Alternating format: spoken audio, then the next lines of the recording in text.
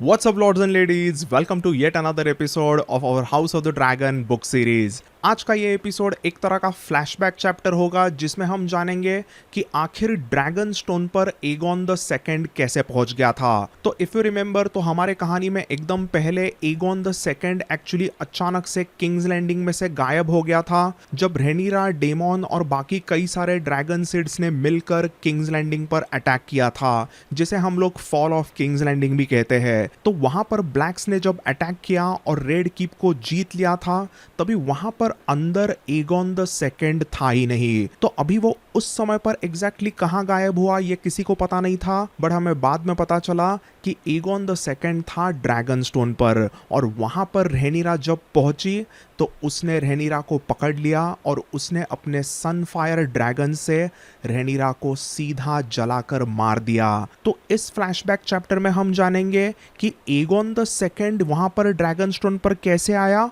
और Sunfire dragon वहां पर कैसे आया। तो अभी ये जानने के लिए हमें वापस थोड़ा सा टाइम में पीछे जाना पड़ेगा और एक फ्लैशबैक करके जानना पड़ेगा कि कैसे एगोन द सेकंड और सनफायर अचानक से ड्रैगन स्टोन पर आते हैं। और ये कहानी बहुत ही फैसिनेटिंग है। तो दिल थाम के बैठिए, पॉपकॉर्न ले लीजिए, ये बहुत ही अच्छा एपिसोड होने वाला है। आई एम श्योर आपको काफ़ी पसंद आएगा। So now without further ado, let's get into it. Part 1, Sunfire the Golden की सैड कहानी। 130 एसी के बीच में बैटल एट द रुक्सरेस्ट का एक बहुत ही भयानक ड्रैगन बैटल लड़ा गया था, जिसमें सनफायर द गोल्डन मेलिस के अटैक के वजह से बहुत ही बुरी तरीके से इंजर्ड हो गया। खूबसूरत सनफायर का एक पूरा पंख पूरी तरीके से टूट चुका था और वो बेचारा बिल्कुल भी उड़ नहीं पा रहा था। और इसी वजह से जब बैटल एट द रुक्सरेस्ट खत्म होता है, तभी वहां पर सर क्रिस्टन कोल और एमोन टारगेरियन डिसाइड करते हैं कि वो उस इंजर्ड सनफायर को वहीं पर रुक्सरेस्ट के यहाँ पर ही छोड़ेंगे। तो सनफायर द गोल्डन कुछ ड्रैगन कीपर्स के साथ में वहीं पर रुक्सरेस्ट के नजदीक के इलाके में कुछ टाइम के लिए रुकता है। बट देन हमने और एक एपिसोड में देखा कि कैसे मेडन पूल के लॉर्ड वॉलिस मूटन ने यही कुछ 100 लोगों की एक टीम बनाई थी और उनके साथ मिलकर उन्होंने सीधा रुक्सरेस्ट पर अटैक कर दिया। अभी उस समय पर लॉर्ड वॉलिस मूटन को लगा कि वहां पर रुक्सरेस्ट में कोई नहीं होगा और वो अपने ब्लैक क्वीन रेनिरा के लिए रुक्सरेस्ट को वापस जीत लेंगे। ऐसा सोच के वहां पर उन्होंने अटैक किया। बट हुआ क्या, वहां पर था सनफायर द गोल्डन। अभी उस समय पर सनफायर बहुत ही ज़्यादा इंजर्ड था, बट वो इतना डेंजरस रहा था कि उसने 70 से भी ज़्यादा हाउस मूटन के लोगों को जिंदा जला दिया और उसमें वॉलिस मूटन भी बहुत ही बुरी तरीके से मरे। अब जैसे ही ये सब होता है तो बेचारा सनफायर खुद भी डर गया था। उसे लगा कि उस पर वापस वहाँ पे कोई अटैक कर देगा। तो सनफायर सीधा जंगल के तरफ जाता है और ये जंगल था क्रैकलॉ पॉइंट का एकदम घने पाइन ट्रीज का जंगल। तो यहाँ पर क्रैकलॉ पॉइंट में बहुत सारे बड़े बड़े पाइन ट्रीज वगैरह होते हैं और उन बड़े पाइन ट्रीज में एकदम छुपके से सनफायर वहीं पे रहने लगता है। अगले 2-3 महीनों में पूरे वेस्टरोस में अलग अलग जगहों पर अलग अलग इंसिडेंट्स होते हैं, अलग अलग चीज़ें होती है जिन्हें हमने अच्छे से अलग अलग एपिसोड्स में देखा भी है। तो वो सब जब शुरू था तभी इंजर्ड सनफायर यहाँ पर क्रैकलॉ पॉइंट के घने जंगलों में एकदम तड़पते हुए रह रहा था। सो ऐसे ही यही कुछ 3-4 महीने निकल तो जाते हैं, बट इन कुछ महीनों में कई बार हाउस ब्रून और हाउस क्रैप के जो लॉर्ड्स थे उनको कई सारे उनके एरिया के लोग बताते रहते कि उन्हें जंगलों में से कुछ भयानक चीखने चिल्लाने की आवाज़ें आती। उन कुछ स्मॉल फोक का कहना था कि उन जंगलों में अभी कोई मॉन्स्टर आ गया है। बट हाउस ब्रून और हाउस क्रैप दोनों के लॉर्ड्स ऐसी सब अफवाहों पे विश्वास नहीं रखते। बट असल में ये जो मॉन्स्टर की बातें वो स्मॉल फोक कर रहे थे वो और कोई नहीं था, वो था सनफायर। सो सनफायर का ये जो आवाज़ सब जगह पर आता रहता था, तो वो आवाज़ एक्चुअली बेचारे सनफायर के दर्द भरी चीखों का था। सनफायर कुछ एनिमल्स को खा के जिंदा तो रह रहा था, बट उसका एक पंख पूरी तरीके से टूट चुका था और मेलिस ने उसे सब जगह पर बॉडी पे बहुत ही बुरी तरीके से जलाया भी था। तो अभी आप ऐसा ही कह लो कि सनफायर वहां पर उन जंगलों में दर्द में था, बहुत ही तकलीफ में था और उसी वजह से वो बहुत ही जोर जोर से चिल्लाता रहता, रोता रहता और उसी की भयानक चीखें रात में आसपास के गांवों में वगैरह सुनाई जाती और उसी वजह से उन स्मॉल फोक ने अलग अलग लॉर्ड्स को जाके कंप्लेंट की थी। कैसे तो करके इस समय पर सनफायर बहुत ही बुरी हालत में जिंदा रहा था। तो ये तो रही सनफायर की सैड कहानी। अभी चलते हैं अगले पार्ट में। पार्ट 2, एगोन द सेकंड का एस्केप। तो सनफायर द गोल्डन ने क्रैकला पॉइंट पर एक केव में अपनी जगह बनाने के बाद में यही कुछ 4 से 5 महीनों के बाद ब्लैक क्वीन रेनिरा ने ड्रैगन स्टोन को छोड़ा और वो अपने husband Daemon, Ulf the White, Hugh the Hammer, Nettles और एडम वेलारियन ऐसे 6 अलग अलग ड्रैगन्स की एक ब्लैक क्वीन रेनिरा ने टीम बनाई थी और वो सीधा किंग्स लैंडिंग पर अटैक करती है। और जो हमने देखा वो था फॉल ऑफ किंग्स लैंडिंग का एक बड़ा इवेंट। अभी ये सब कुछ अच्छे से हमने पहले एपिसोड्स में देखा ही था, बट इफ यू रिमेंबर हमने ये भी जाना कि एगोन द सेकंड अचानक से रेड कीप में से गायब हो गया। रेनिरा और डेमोन को रेड कीप में कई सारे लोग मिले थे, बट एगोन द सेकंड वहां पर नहीं था। बट इवेंचुअली वो कैसे तो करके आता है ड्रैगन स्टोन में। तो वो ड्रैगन स्टोन में कैसे आया? तो यहाँ पर आता है इस पूरे कहानी का सबसे dangerous mastermind, Larys the Clubfoot Strong. So अभी कहानी के मुताबिक जैसे ही fall of the King's Landing होने ही वाला था, तभी उस समय पर Larys the Clubfoot actually Aegon the second के साथ में एक मीटिंग कर रहा था। उसी मीटिंग में एक्चुअली एगोन द सेकंड के साथ में उसके 2 क्यूट बच्चे मेलोर और जहेरा भी थे और उसी के साथ साथ वहां पर 2 किंग्सगार्ड भी शामिल थे। ये किंग्सगार्ड थे लेजेंडरी सर रिकार्ड थॉर्न और सर विलिसफेल। तो लैरिस और एगोन द सेकंड की कुछ प्लानिंग वगैरह शुरू हुई थी कि तभी किंग्स लैंडिंग के आसमान में 6 मॉन्स्ट्रस ड्रैगन यहाँ वहां पर मंडराने लगते हैं और उसी में सब जगह पर मारकाट शुरू होती है। अगर आपको याद है तो इसकी प्लानिंग डेमोन ने इतने अच्छी तरीके से की थी कि कई सारे रेड किप के गोल्ड क्लोक्स अचानक से एगोन द सेकंड यानी ग्रीन्स को धोखा देते हैं और सभी ग्रीन्स के लॉयलिस्ट गोल्ड क्लोक्स को मारने लगते हैं। तो रेड किप में एकदम सब जगह पर थोड़ी बहुत फाइटिंग शुरू हो जाती है और उसकी भनक लगती है सर रिकार्ड थॉर्न और सर विलिसफेल को। अभी बुक में तो ये एग्जैक्टली मेंशन नहीं है, बट हम लोग ये कंसिडर कर सकते हैं कि कुछ गोल्ड क्लोक्स ने एगोन द सेकंड के रूम पर भी अटैक किया होगा।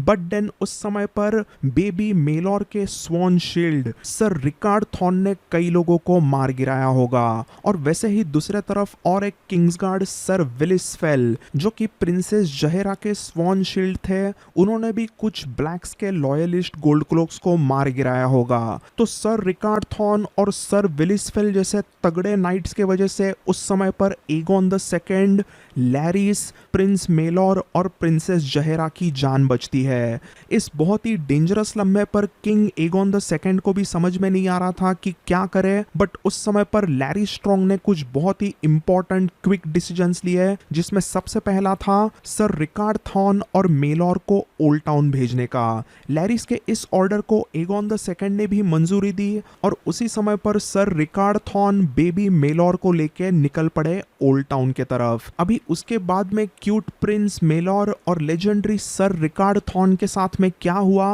वो ट्रैजिक कहानी तो हम जानते ही है। देन दूसरे तरफ लैरिस ने सर विलिसफेल को ऑर्डर दे दिया कि उन्हें प्रिंसेस जहेरा को लेके जाना है स्टॉर्म सेंड को। तो सर विलिसफेल ने वही किया, उन्होंने प्रिंसेस जहेरा को अपने बाहों में क्विकली उठा लिया और वो वहां से निकल पड़े।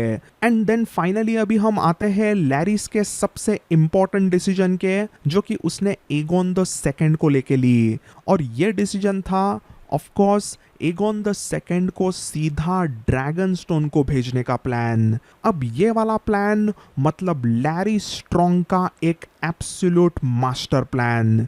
अब यहाँ पर इस शातिर लैरी स्ट्रॉन्ग को बहुत ही अच्छी तरीके से पता था कि अगर Aegon the second red keep में रहेनिरा को नहीं मिलेगा तो रहेनिरा एगोन द सेकेंड को ढूंढने के लिए पूरे रेल्म में यहाँ वहां पर अलग अलग लोग भेजेगी, बट वो अपने ही होम आइलैंड ड्रैगन स्टोन पर किसको क्यों भेजेगी। अभी इस चीज को सोचना मतलब आप समझ ही गए होंगे कि लैरी स्ट्रॉन्ग कैसा मास्टरमाइंड था। खुद एगोन द सेकेंड को लगता है कि ये प्लान थोड़ा स्टूपिड है, बट लैरी स्ट्रॉन्ग वहां पर अपने राजा एगोन द सेकेंड को कन्विंस करता है कि रहेनिरा को जब आप रेड कीप में नहीं मिलोगे तो रहेनिरा सब जगह लोग भेजेगी आपको ढूंढने के लिए, बट वो अपने ही आइलैंड अपने ही घर में अपने दुश्मन को ढूंढने क्यों भेजेगी। और ये जो यहाँ पर लैरिस का शैतानी प्लान था, उसका खतरनाक दिमाग था, वही आगे चल के रहेनिरा के मरने का रीजन भी बना। तो अभी ये मास्टर प्लान बन तो चुका था, बट उसका एग्जीक्यूशन अच्छे से करना मतलब कोई आसान चीज नहीं थी। इसका रीजन था एगोन की अभी भी बहुत ही बुरी हेल्थ। तो प्रिंसेस रेनिस के मेलिस ने एगोन द सेकेंड को इतना बुरी तरीके से जला दिया था कि उसकी अभी भी 70% ऑफ द बॉडी जली हुई थी और वो दिखने में एकदम ही हॉरिबल था। इसी में सब जगह पर किंग्स लैंडिंग में ब्लैक्स के गोल्ड क्लोक्स जो थे वो ग्रीन्स के गोल्ड क्लोक्स को मारने लगे थे, और जहां से भी लोग भाग सकते हैं उन सभी गेट्स पर इस समय पर ब्लैक्स के लोग आ गए थे। तो अभी ऐसे समय पर Larry strong Aegon the second को कैसे स्मगल करेगा। सब जगह पर तो इस समय पर नाकाबंदी हो चुकी है, बट फिर भी लैरिस वहां पर एक खतरनाक प्लान बनाता है, और इस प्लान में उसे सपोर्ट मिलता है किसी सर मार्स्टन वॉटर्स का। और ये बंदा इस कहानी का आने वाला one of the best character होगा। तो ये सर मार्स्टन वॉटर्स कोई गरीब घर का एक बास्टर्ड नाइट था जो काफी टाइम से लैरी स्ट्रॉन्ग का एक तरीके का हेंचमैन था।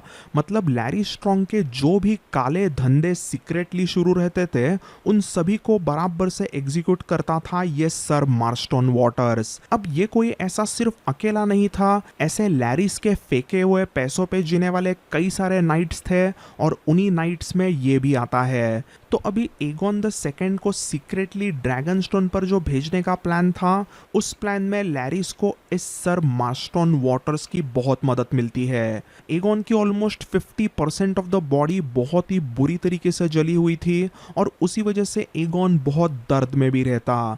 तो अभी अगर ऐसा सब सिचुएशन उसका है तो उसकी देखभाल करने के लिए, उसको संभालने के लिए, उसको सपोर्ट करने के लिए एक किसी ना किसी बंदे की ज़रूरत वहाँ पर लैरिस को थी, और इसीलिए लैरिस इस मार्स्टन वॉटर्स को हायर करता है। जैसे ही लैरिस और एगोन द सेकेंड सीक्रेट रास्तों से रेड कीप में से बाहर निकलते हैं तो लैरिस एक्चुअली एगोन द सेकेंड को लेके जाता है सर मार्स्टन वॉटर्स के छोटे घर में। वहां पर लैरिस मार्स्टन वॉटर्स को ढेर सारे गोल्डन ड्रैगन कॉइन्स देता है, और उतने कॉइन्स दे के उसे सीधा ऑर्डर देता है कि एगोन द सेकेंड को तुम्हें संभालना है, हमारे किंग एगोन को तुम्हें यहाँ से स्मगल करके लेके जाना है ड्रैगन स्टोन तक, जब तक मैं तुम्हें आगे की ऑर्डर देता हूँ। सर मार्स्टन अगर किंग एगोन को अच्छे से ड्रैगन स्टोन पर लेके जाते हैं और उसका ख्याल रखते हैं तो सर मार्स्टन को इससे भी ज्यादा ऑलमोस्ट 10 टाइम्स ज्यादा गोल्ड कॉइन्स मिलेंगे। सर मार्स्टन ने वो सारे गोल्ड कॉइन्स ले लिए और उन्होंने कुछ एकदम शर्तें रखी कि मुझे किंग्सगार्ड बनाना होगा, बट मुझे लैंड और हाउस देना होगा, और ऐसे ही कुछ नेगोशिएशन सर मार्स्टन वॉटर्स ने की, क्योंकि उसे भी उस समय पर पता था कि ये एक बहुत ही मैसिव उसे गोल्डन अपॉर्चुनिटी मिली है किंग एगोन द सेकेंड से सीधा आगे चल के बहुत पैसे लेने की। तो वो सभी शर्तें लैरिस मंजूर करता है, और उसके बाद में sir Marston waters Aegon the second को लेके निकलते हैं किंग्स लैंडिंग के बंदरगाह के तरफ। और दूसरे तरफ Larys the Clubfoot Strong actually King's Landing में रहने का ही एक बहुत खतरनाक प्लान बनाता है। अभी लैरिस एग्जैक्टली किंग्स लैंडिंग में ही क्यों रहता है, उसने क्या क्या किया, वो हम थोड़ा आगे जानेंगे।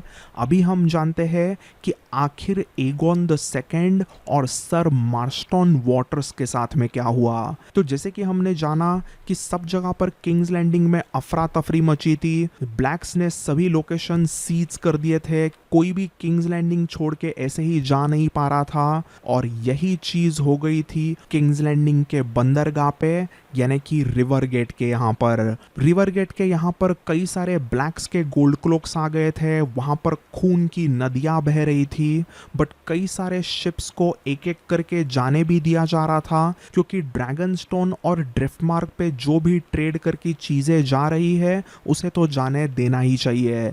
बट उन सभी जहाजों को ब्लैक्स के लॉयलिस्ट गोल्ड क्लोक और लॉयल मेन एट आर्म्स एकदम अच्छी तरीके से चेक भी करते हैं। तो sir Marston waters Aegon the second के साथ में बंदरगाह पे पहुंचते हैं, रिवर गेट पे पहुंचते हैं, और उन्हें थोड़ी सी इंक्वायरी करने के बाद में पता चलता है कि एक कॉडफिश का जहाज ऐसा है जो ड्रैगन स्टोन जा रहा है। तो यहाँ पर सर मार्स्टन वॉटर्स भी एक खतरनाक प्लान बनाते हैं। उनको जो भी थोड़े बहुत गोल्ड कॉइन्स मिले थे, उन गोल्ड कॉइन्स को वो खर्चा करके एक बड़ा सा कंटेनर लेते हैं और उस कंटेनर में बिठाया जाता है एगोन द सेकेंड को। फिर उसके बाद में एगोन द सेकेंड के सभी आजू बाजू में और ऊपर से यहाँ वहाँ पर कॉड फिश डाली जाती है। मतलब एक तरीके से एगोन द सेकेंड को एक बड़े से लकड़ी के कंटेनर में कॉड फिश के बीच में एकदम अच्छे से ढका जाता है। और फिर उस बॉक्स को sir Marston water security checkup के यहाँ पर ले आते हैं। And surprise surprise, sir Marston waters एकदम कॉन्फिडेंटली कुछ ब्लैक्स के लॉयलिस्ट गोल्ड क्लोक्स को बता देते हैं कि वो ड्रैगन स्टोन के रहने वाले हैं और उन्होंने कई सारी जो मछलियां पकड़ी है वो उन मछलियों को जाके ड्रैगन स्टोन पर बेचेंगे। जैसे ही सर मार्स्टन ने ऐसे कहा तो वहाँ के दो गोल्ड क्लोक्स ने सर मार्स्टन के बॉक्स को ओपन भी किया। थोड़ा बहुत उन्होंने कॉडफिश को यहाँ वहाँ किया, बट उन्हें सब जगह पर कॉडफिश ही दिखी और उन्होंने उस बॉक्स को जहाज में से जाने की permission they the. And just like that sir Marston Waters ने एक कॉडफिश के भरे हुए बॉक्स में से एगोन द सेकेंड को स्मगल कर दिया। इवेंचुअली कुछ टाइम के बाद में वो शिप ड्रैगन स्टोन पर पहुंचती है और बराबर से प्लानिंग करके सर मार्स्टन वॉटर्स एकदम अच्छे से छुपके से एगोन द सेकेंड को बाहर निकालता है। और एगोन द सेकेंड ने तो पहले से ही मछुआरों के कपड़े पहने थे, तो कोई भी पहचान ही नहीं सकता कि ये एगोन द सेकेंड है या फिर कोई रैंडम मछुआरा।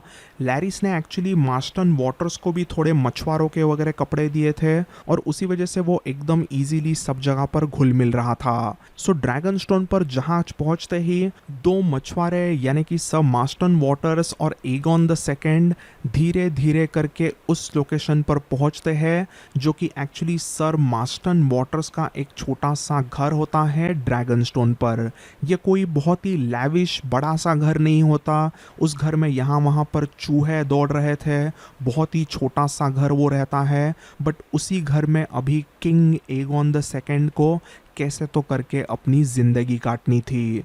तो अभी Aegon the second dragon stone पर सीक्रेटली रह रहा था, बट उसने अपना पूरी तरीके से फेस हाइड कर लिया था। वो अभी भी अपने इंजरी में से हील हो रहा था। वो यही कुछ 2 से 3 महीनों तक सीक्रेटली इस bastard knight sir Marston Waters के निगरानी में ड्रैगन स्टोन पर रहने लगा था। और ये सब चलते हुए दूसरे तरफ रैनीरा का अपना एक अलग ही रूल वहाँ पर किंग्स लैंडिंग में शुरू हो गया था। अभी यहाँ पर पहले तो सर मार्स्टन एकदम अकेले ही उस छोटे से घर में एगोन का ख्याल वगैरह रखते थे, बट कुछ ही टाइम के बाद में सर मार्स्टन वॉटर्स के 2 रिश्तेदार आते हैं और ये 2 अजीब से दिखने वाले रिश्तेदार भी एगोन का एकदम अच्छे से ख्याल रखने लगते हैं। अब ये दोनों जो रिश्तेदार थे उनको एक्चुअली सर मार्स्टन वॉटर्स ये नहीं बताते कि ये जो इंजर्ड इंसान उनके साथ रह रहा है वो साक्षात एगोन द सेकेंड है। एगॉन का राज सिर्फ मास्टन वॉटर्स को ही पता था, बट ये दो बंदे अभी कौन है वो इसी वीडियो के पार्ट 5 में मैं अच्छे से बताऊंगा। तो एनीवेज अभी एगॉन द सेकंड ड्रैगनस्टोन में इन 3 बंदों के साथ में अच्छे से रहने लगा था और उसका ऐसे कोई बहुत बड़ा प्लान वगैरह नहीं था कि उसे क्या करना है। इस समय पर एगॉन द सेकंड बस हील हो रहा था। He was just waiting for his time to come और वो कुछ ही टाइम में आने ही वाला है और वो सब हम आगे इसी वीडियो में जानेंगे। Now let's move on to the part 3। Part 3, the mastermind Larry Strong. अब तक तो हमने जाना ही कि लैरी स्ट्रॉन्ग मतलब कितना खतरनाक मास्टरमाइंड है। उसने कुछ ज़बरदस्त प्लानिंग की और उसी प्लानिंग के वजह से एगॉन द सेकंड की जान बची और वो सीक्रेटली स्मगल होके पहुंच गया था ड्रैगनस्टोन पर। बट अभी सवाल आता है कि ये प्लान लैरी स्ट्रॉन्ग ने ही किया है, ये हमें कैसे पता चलता है? तो एक्चुअली इस पूरे प्लान के बारे में इवेंचुअली लैरी स्ट्रॉन्ग ने अच्छे से ग्रैंड मिस्टर ओरवाइल को सब कुछ बता दिया था और उन्होंने अपने नोट्स में लैरिस की तारीफ करने वाली कई सारी चीजें लिखी थी और उन्हीं नोट्स को आगे चल के ग्लिंडन ने बहुत ही अच्छी तरीके से पढ़ा और उनको अपने बुक फायर एंड ब्लड को लिखने में यूज किया। तो ग्लिंडन के मुताबिक ग्रैंड मास्टर ओरवाइल ने उनके नोट्स में लिखा था कि लैरिस द क्लबफुट मतलब एक लेजेंडरी मास्टरमाइंड है। वो गेम ऑफ थ्रोन्स का एक बहुत ही शातिर खिलाड़ी है। It was Larys, it was always Larys. The Clubfoot was the mastermind behind the downfall of the Blacks. हमने हाउस ऑफ द ड्रैगन के शो में लैरिस को एकदम अच्छे से फर्स्ट सीजन से ही देखा था, कैसे उसने पावरफुल लोगों के साथ में इक्वेशंस वगैरह बनाने शुरू किए, ये सब कुछ अच्छे से देखा। बट एक्चुअली बुक में लैरिस को शुरुआत में इतना फुटेज नहीं है। लैरिस स्ट्रॉन्ग मतलब एक परछाई रहता, वो शैडोज में रह के काम करता। उसका सीक्रेटली एक किंग्स लैंडिंग में नेटवर्क होता और उसी नेटवर्क से वो एकदम अच्छी तरीके से सब जगह पर स्पाइंग करता और इंफॉर्मेशन कलेक्ट करते रहता। उसी में हमने हाउस ऑफ द ड्रैगन के शो में जिस लैरिस को देखा था वो बंदा वैसे दिखने में वगैरह काफ़ी गुड लुकिंग गाय है, बट बुक का लैरिस मतलब काइंड ऑफ अ अगली पर्सन है। उसका नोज थोड़ा सा क्रूकेड बताया है और उसका फेस मतलब दिखने में एकदम ही शैतानी।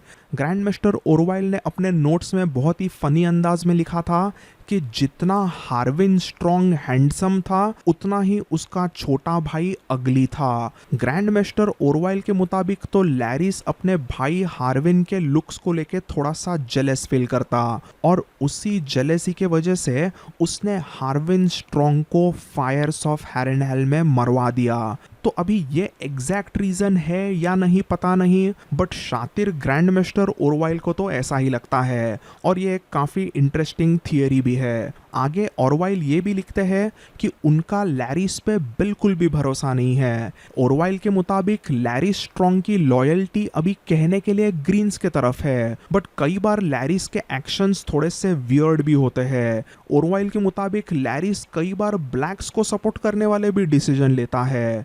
तो इसीलिए वो लिखते हैं कि लैरी स्ट्रॉन्ग मतलब एक एब्सोल्यूट एनिग्मा था। उसकी लॉयल्टी एग्जैक्टली कहाँ पर है ये पता नहीं, बट अब तक तो वो ग्रीन्स के साइड में है, ऐसा ही ओरवाइल को लगता है। बट उनको ये डाउट ज़रूर है कि लैरिस कभी भी पलटी मार सकता है। अभी रहेनिरा ने इस समय पर किंग्स लैंडिंग को कैप्चर किया था, तो ये शातिर लैरी स्ट्रॉन्ग इस समय पर रेड किप के ही सीक्रेट तहखानों में अच्छे से रहने लगता है। लैरिस रेड किप में एक सांप की तरह छुप के से रहता है और वो सब जगह पर अपने नेटवर्क के जरिए रहेनिरा के खिलाफ जहर घोलने लगता है। Part 4, Nessaria and the dragon battle.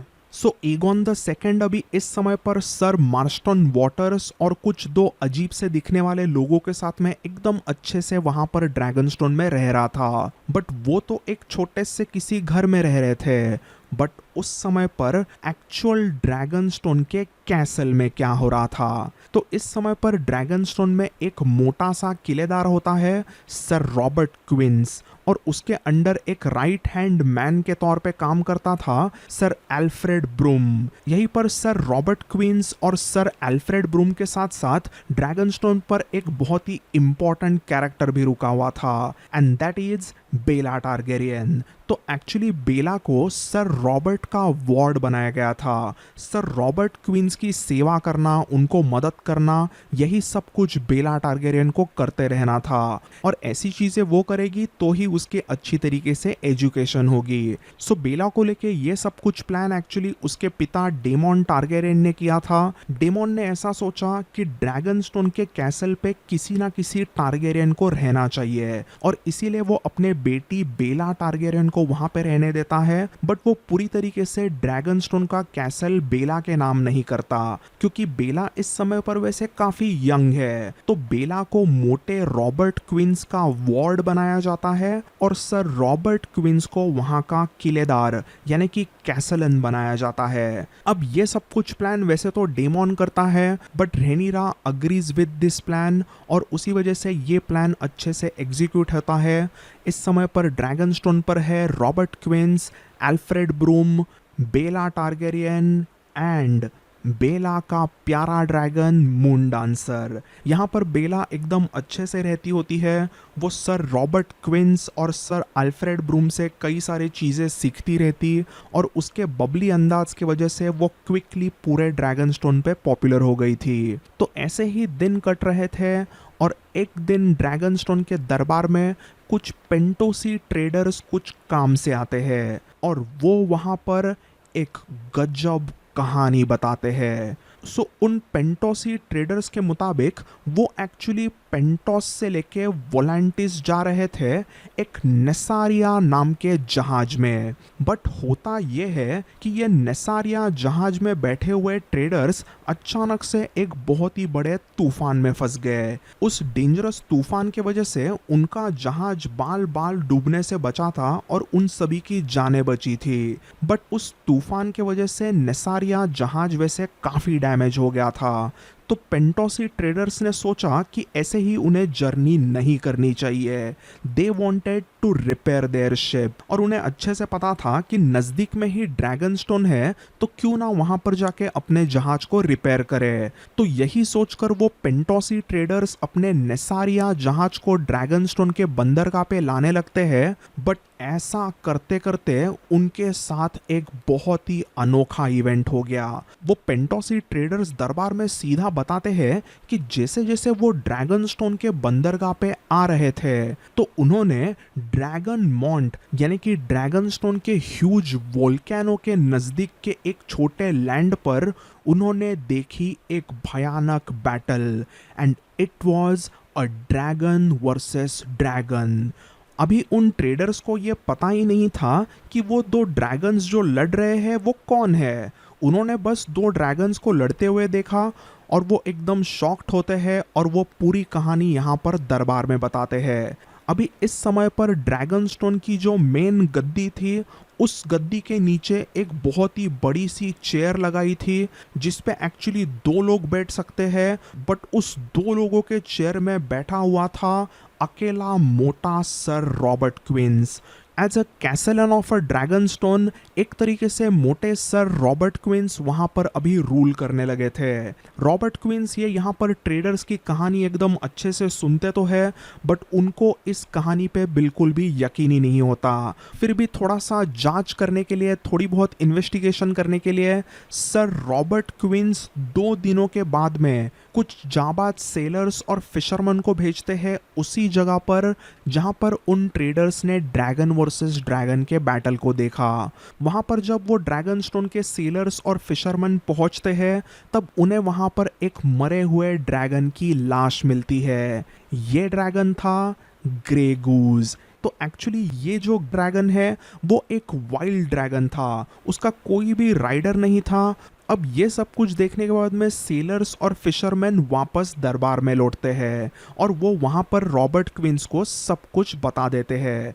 Sir Robert quince के मुताबिक अगर ये बहुत ही घिनौना डेंजरस काम कोई कर सकता है तो इट वुड बी कैनिबल। अब इस भयानक काले शैतान कैनिबल का नाम कैनिबल इसलिए है क्योंकि वो कई बार छोटे मोटे ड्रैगन्स को ही खा जाता है, और इसी वजह से सर रॉबर्ट क्विंस को लगता है कि उन पेंटोस से वोलेंटिस जाने वाले ट्रेडर्स को कैनिबल वर्सेस ग्रे घोस्ट की फाइट दिखी रहेगी। और ये सुनते ही सबकी वैसे काफ़ी फट गई। दरबार में सभी को ऐसा लगता है कि कैनिबल अगर इतना भूखा हो गया है कि वो सीधा अपने ड्रैगन दोस्त को मार के खा सकता है तो अपना क्या हाल होगा। क्या पता कल कैनिबल पागल होके हम पर हमला कर ले। इस वजह से थोड़ा सा दरबार में अफरा तफरी मचता है, बट सर एल्फ्रेड ब्रूम एक दहाड़ मार के सबको शांत कर देते हैं। ड्रैगनस्टोन के दरबार का एनवायरनमेंट वैसे अभी काफ़ी टेंशन भरा हो गया था, और इसी में वापस सर रॉबर्ट क्विंस कहते हैं कि कैनिबल हमें तकलीफ नहीं देगा। उनके मुताबिक कैनिबल को अगर इंसान डराते नहीं, उसको ट्रबल वगैरह नहीं करते हैं, तो कैनिबल ने आज तक कभी भी किसी भी इंसान को ऐसे ही नहीं खाया। वो कुछ गाय भैंसों पर अटैक वगैरह करके उनको चुरा के कई बार लेके ज़रूर जाता है, बट वो इंसानों को ऐसे नहीं खाता। कैनिबल जब से ड्रैगनस्टोन के ड्रैगन माउंट पे कहीं पे तो रह रहा है, कब से ड्रैगनस्टोन पे मंडरा रहा है, तब से उसने कोई भी ह्यूमन नहीं खाया था। सो सर रॉबर्ट क्विंस के ऐसा कहने के बाद में ड्रैगनस्टोन के दरबार में उस समय पे जितने भी लोग थे उनके जान में जान आ गई। सो ये सब जब सर रॉबर्ट क्विंस दरबार में बातें कर रहे थे, तभी उस समय पर एक्चुअली नेसारिया के जो ट्रेडर्स थे वो भी वहाँ पे मौजूद थे। उस समय पर नेसारिया की पूरी रिपेयरिंग शुरू थी, तो वो ट्रेडर्स ड्रैगनस्टोन पे ही रुके थे। तो इनको देखकर वापस सर रॉबर्ट क्विंस थोड़े क्वेश्चंस करते हैं। वो उनको पूछते हैं कि एग्जैक्टली उनको कैसे ड्रैगन फाइट दिखी थी। ये सब बस दरबार की ऐसी ही गॉसिप शुरू हो गई थी। उनको बस जानना था कि कैसी फाइट हुई, किसने किसको कैसे काटा, and whatever happen just tell us. तो वो ट्रेडर्स बताते हैं कि एक्चुअली उन्होंने एकदम डायरेक्टली अच्छी तरीके से देखा नहीं था कि कौन से कलर के वो दो ड्रैगन्स थे। उन्होंने बस इतना ही कहा कि उनको दो मैसिव परछाई टाइप कुछ एनिमल्स दिख रहे थे, और आसमान में यहाँ वहाँ पर आग दिख रही थी, और बहुत ही ज़्यादा आवाज़ें आ रही थी। तो जैसे कि हम जानते हैं एक्चुअली ड्रैगनस्टोन का जो भी एरिया है उसके आसपास बहुत ही ज़्यादा थिक कोहरा होता है, और उसी वजह से एकदम नज़दीक की चीज़ें भी कई बार दिखना काफ़ी मुश्किल होता है। तो उन ट्रेडर्स ने दो ड्रैगन्स को फाइट करते हुए ज़रूर देखा था, बट उन ट्रेडर्स को अपने शिप में से एकदम फाइट करने वाले ड्रैगन्स कौन से कलर के वगैरह है वो अच्छे से नहीं दिखा था। तो ऐसे ही एक एक करके ट्रेडर्स उनके पॉइंट ऑफ व्यू से जो भी उनको वो फाइट देखने में कैसा लगा वो सब बताते रहते हैं। और इसी में एक ट्रेडर एक बहुत ही इम्पॉर्टेंट इंफॉर्मेशन दे गया कि जब वो दो ड्रैगन्स एकदम जोर जोर से एक दूसरे को मार रहे थे, आंख फेंक रहे थे, तभी सब जगह पर थोड़ा सा काला कोहरा था, सब जगह पर डार्क ग्रे कलर का धुआं आ रहा था, बट उसी में कई बार सिल्वर एंड गोल्ड कलर की चीज़ें चमक रही थी। वो बंदा कहता है कि उनकी फाइट में जब देख रहा था तो it was like gold and black flashing in the sun. अब ये जो स्टेटमेंट था उसको दरबार में सभी लोग नज़रअंदाज करते हैं, क्योंकि सबको एकदम पूरा यकीन हो चुका था कि ड्रैगन स्टोन के काले शैतान कैनिबल ने ही ग्रे गूस को मार गिराया है।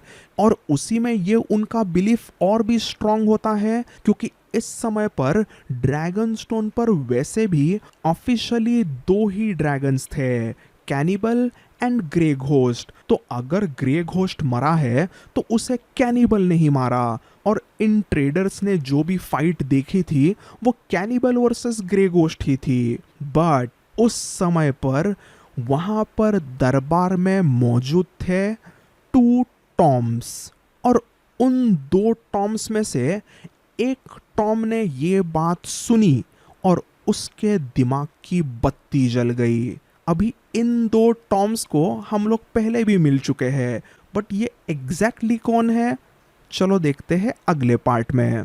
Part 5, two Tom's.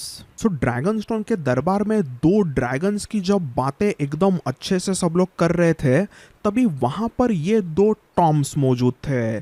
तो इसमें से एक है टैंगल बियर्ड, जो कि थोड़ा सा ओल्ड है और वो एक्चुअली बाप होता है, और उसका बेटा होता है Tangletongue. So Tanglebeard is the father, Tangletongue is the son. तो ये दोनों भी थोड़े से अजीब दिखने वाले जो टू टॉम्स थे, टैंगल बियर्ड एंड टैंगल टंग, वो दोनों भी एक्चुअली ड्रिफ्टमार्क के स्पाइस टाउन के रहने वाले थे। बट इस समय पर वो ड्रैगनस्टोन पे रहने के लिए आते हैं, क्योंकि हमने पहले ही देखा था कि कैसे स्पाइस टाउन के बहुत ही खूबसूरत बंदरगाह को बैटल ऑफ द गलेट के बाद में टोटली डिस्ट्रॉय किया गया। तो उस डिस्ट्रक्शन में इन दोनों टॉम्स का घर जलाया गया था, उनके जो भी जहाज वगैरह थे उन सबको जलाया गया था, और वो पूरी तरीके से बर्बाद हो गए थे। तो वो यही सोच के ड्रैगनस्टोन पर आते हैं कि उन्हें कुछ काम मिलेगा, वो फिशिंग वगैरह करेंगे, वो ट्रेडिंग करेंगे, कुछ चीज़ें बेचेंगे, कुछ तो करेंगे, बट 2 टाइम का खाना मिले ऐसा वो कुछ करेंगे। अब यहाँ पर एक बहुत ही अजीब सा कनेक्शन है। तो इन दोनों टॉम्स में जो एक्चुअली बाप है, यानी कि जो टॉम टैंगल बियर्ड होता है, उसकी एक बहन भी थी, और उस बहन का सालों पहले किसी नाइट के साथ में अफेयर हो गया, और उस बहन ने एक नाजायज औलाद को जन्म दे दिया, और यही नाजायज बेटा, यही bastard son of his sister निकला सर मार्स्टन वॉटर्स। यस, वही जो इस समय पर ड्रैगनस्टोन पे रह रहा था, एगोन द सेकंड को पनाह दे रहा था उसके घर में। सो होता यह है कि दोनों टॉम्स का घर तबाह होने के बाद में उनको ड्रैगनस्टोन पर आना था, और उनको अपने रिश्तेदार मार्स्टन वॉटर्स के यहाँ पे आके रुकना था, क्योंकि उनका ऐसे अभी दुनिया में अभी कोई भी नहीं था। तो वो दोनों भी सर मार्स्टन के यहाँ पे रहने के लिए आते तो है, बट सर मार्स्टन वहाँ पर एक किसी इंजर्ड बंदे के साथ में वहाँ पे रुके हुए हैं, ऐसा उन दोनों टॉम्स को दिखता है। अब सर मार्स्टन तो उन दोनों टॉम्स को बता देते हैं कि एगोन द सेकंड मतलब एक्चुअली उसका कुछ पुराना दोस्त वगैरह है जो कि थोड़ा अभी इंजर्ड है, तो उसे थोड़ा मैं मदद कर रहा हूँ, और ऐसे ही कुछ तो झूठ बता देते हैं। बट सर मार्स्टन वहाँ पर उन दोनों को बिल्कुल भी नहीं बताते कि ये साक्षात किंग एगोन द सेकंड है। तो वैसे टैंगल बियर्ड और टैंगल टंग दोनों भी थोड़े से बुद्धू से, थोड़े से स्टूपिड से थे, तो वो ज्यादा इंक्वायरी करते भी नहीं है। वो तो बस अभी खुश थे कि मार्स्टन उन्हें वहाँ पे रहने के लिए जगह दे रहा है। तो वहाँ पर अभी उस छोटे से घर में एगोन द सेकंड और सर मार्स्टन वॉटर्स के साथ में टैंगल बियर्ड और टैंगल टंग दोनों रहने लगते हैं, टू टॉम्स रहने लगते हैं अच्छे से, और वो यहाँ वहाँ पर ड्रैगनस्टोन पर छोटे मोटे काम करते हैं, कभी शिप्स को रिपेयर करना हो, कभी फिशिंग करनी हो, या फिर कुछ यहाँ वहाँ पे साफ सफाई करनी हो, वॉट एवर इट इज़। ऐसा करके वो थोड़े बहुत पैसे कमाते हैं, और ऐसे ही एक दिन उन्होंने कई सारी मछलियाँ पकड़ ली थी, और उन मछलियों को उनको जाके बेचना था ड्रैगनस्टोन के दरबार में। तो यही सोच के ऐसे ही दरबार में उस दिन दोनों टॉम्स आए थे कि वो अपनी मछलियां बेचेंगे। बट वो जब दरबार में आते हैं तब उनको उन ट्रेडर्स की कुछ अजीबोगरीब कहानी सुनने मिलती है। जैसे ही एक ट्रेडर वो ग्रे एंड गोल्ड की चीज कहता है, तो वो सुनते ही टैंगल टंग को समझता है कि ग्रे मतलब एक ड्रैगन ग्रे घोस्ट हुआ, बट दूसरा कुछ गोल्डन भी उनको दिखा है, तो वो कैनिबल नहीं है, that is Sunfire the golden होगा, ऐसे यहाँ पर टैंगल टंग को लगा। अब वैसे तो सर रॉबर्ट क्विंस ने ड्रैगनस्टोन के जो भी लोग उस समय पे दरबार में आए थे उनको एक ऑर्डर दे दिया कि ड्रैगनस्टोन के पूर्वी इलाके में फिशिंग वगैरह करना टोटली बैन है, क्योंकि इस समय पर कैनिबल ने अटैक करके वहाँ पे एक ड्रैगन को मार गिराया है। उन्हें तो अभी भी लग रहा था कि ये जो भी हुआ है वो कैनिबल का ही काला करतूत है, बट टैंगल टंग अपने बाप टैंगल बियर्ड को बताता है कि ये काम एक्चुअली किसी दूसरे ड्रैगन यानी सनफायर का भी हो सकता है। तो टैंगल टंग अपने बाप टैंगल बियर्ड के साथ में एक प्लान बनाता है कि वो उस इलाके में जाके वापस इन्वेस्टिगेशन करेगा और अच्छे से वो समझेगा कि आखिर वहां पर कौन से ड्रैगन्स के बीच में फाइट हुआ है। लेट्स सी एग्जैक्टली वहां पर क्या हुआ है। Part 6, Sunfire escapes mainland. तो Sunfire the Golden Crakelaw Point के पाइन वुड्स में ऑलमोस्ट 2 से 3 महीने तक एकदम ही तड़प तड़प कर दर्द में रह रहा था। 3 महीने वहां पे रहने के बाद में सनफायर अभी भी वैसे काफी दर्द में जरूर था, बट उसका आधे से ज्यादा जो फटा हुआ पंख था, उसका जो वो लटकने वाला एक पंख होता है, वो पंख अभी कुछ हद तक हील हो गया था। अब इसके आगे मैं जो भी बताऊंगा वो एग्जैक्टली कहानी नहीं है, बट वो कुछ थियरीज है। अब पता नहीं कैसे इस सनफायर द गोल्डन में अचानक से जोश आता है कि वो वेस्टेरोस का मेनलैंड यानी कि क्रैक्लॉ पॉइंट का इलाका छोड़ेगा और वो वहां से उड़कर ड्रैगनस्टोन पर जाएगा। तो यहाँ पर अभी ग्लिंडन ने अपने बुक में बताए हुए फर्स्ट थियरी के अनुसार एक्चुअली सनफायर का जन्म ड्रैगनस्टोन पर हुआ था और उसी वजह से सनफायर का ड्रैगनस्टोन को लेके एक अलग ही कनेक्शन था और इसीलिए सनफायर ने वहां पर जाने का डिसीजन लिया। ऐसा कह सकते हैं कि ड्रैगनस्टोन का जो ड्रैगन मॉन्ड का ज्वालामुखी है उसके साथ में सनफायर का एक कनेक्शन था और इसीलिए सनफायर वहां पे गया।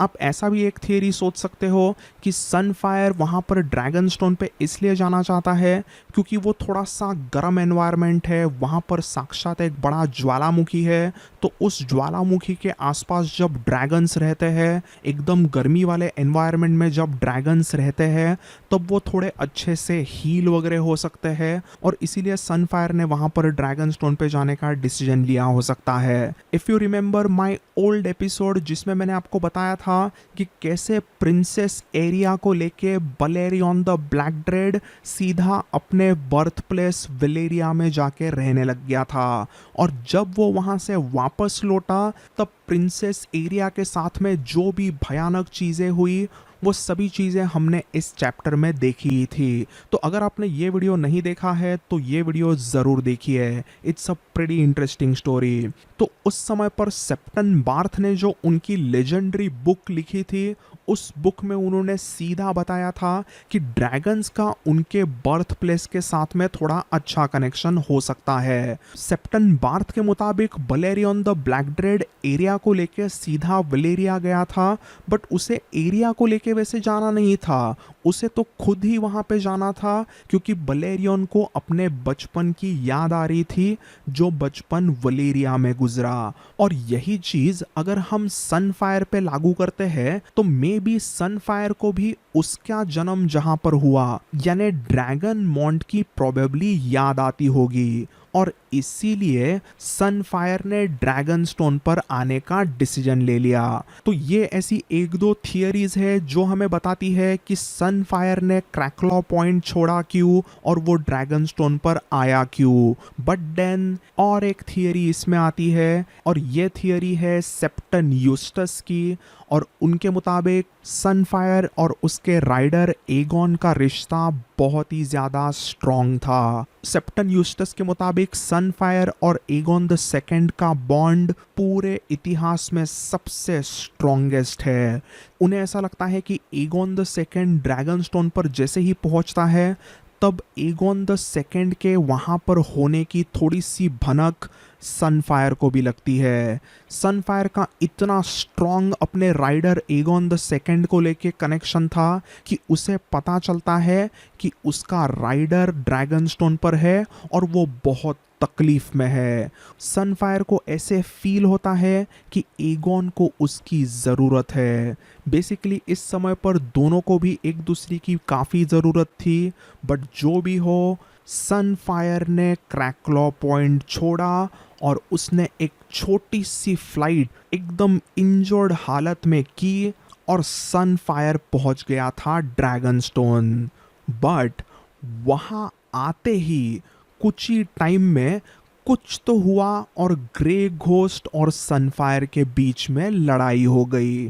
तो अभी एग्जैक्टली उन दोनों के बीच में फाइट क्यों शुरू हुई वो तो पता नहीं, बट मुझे ऐसा लगता है कि सनफायर जब ड्रैगनस्टोन पर आता है और वो कुछ जगह पर रह के कुछ शिकार वगैरह करने लगता है और वो इलाका ग्रे घोस्ट ड्रैगन का भी था, तो ग्रे घोस्ट को ये पसंद नहीं आया कि सनफायर उसके इलाके में आ गया है, तो मे भी उसके वजह से वाइल्ड ड्रैगन ग्रे घोस्ट ने सनफायर पे अटैक किया और मे बी सनफायर ने ही ग्रे घोस्ट पर अटैक किया हो।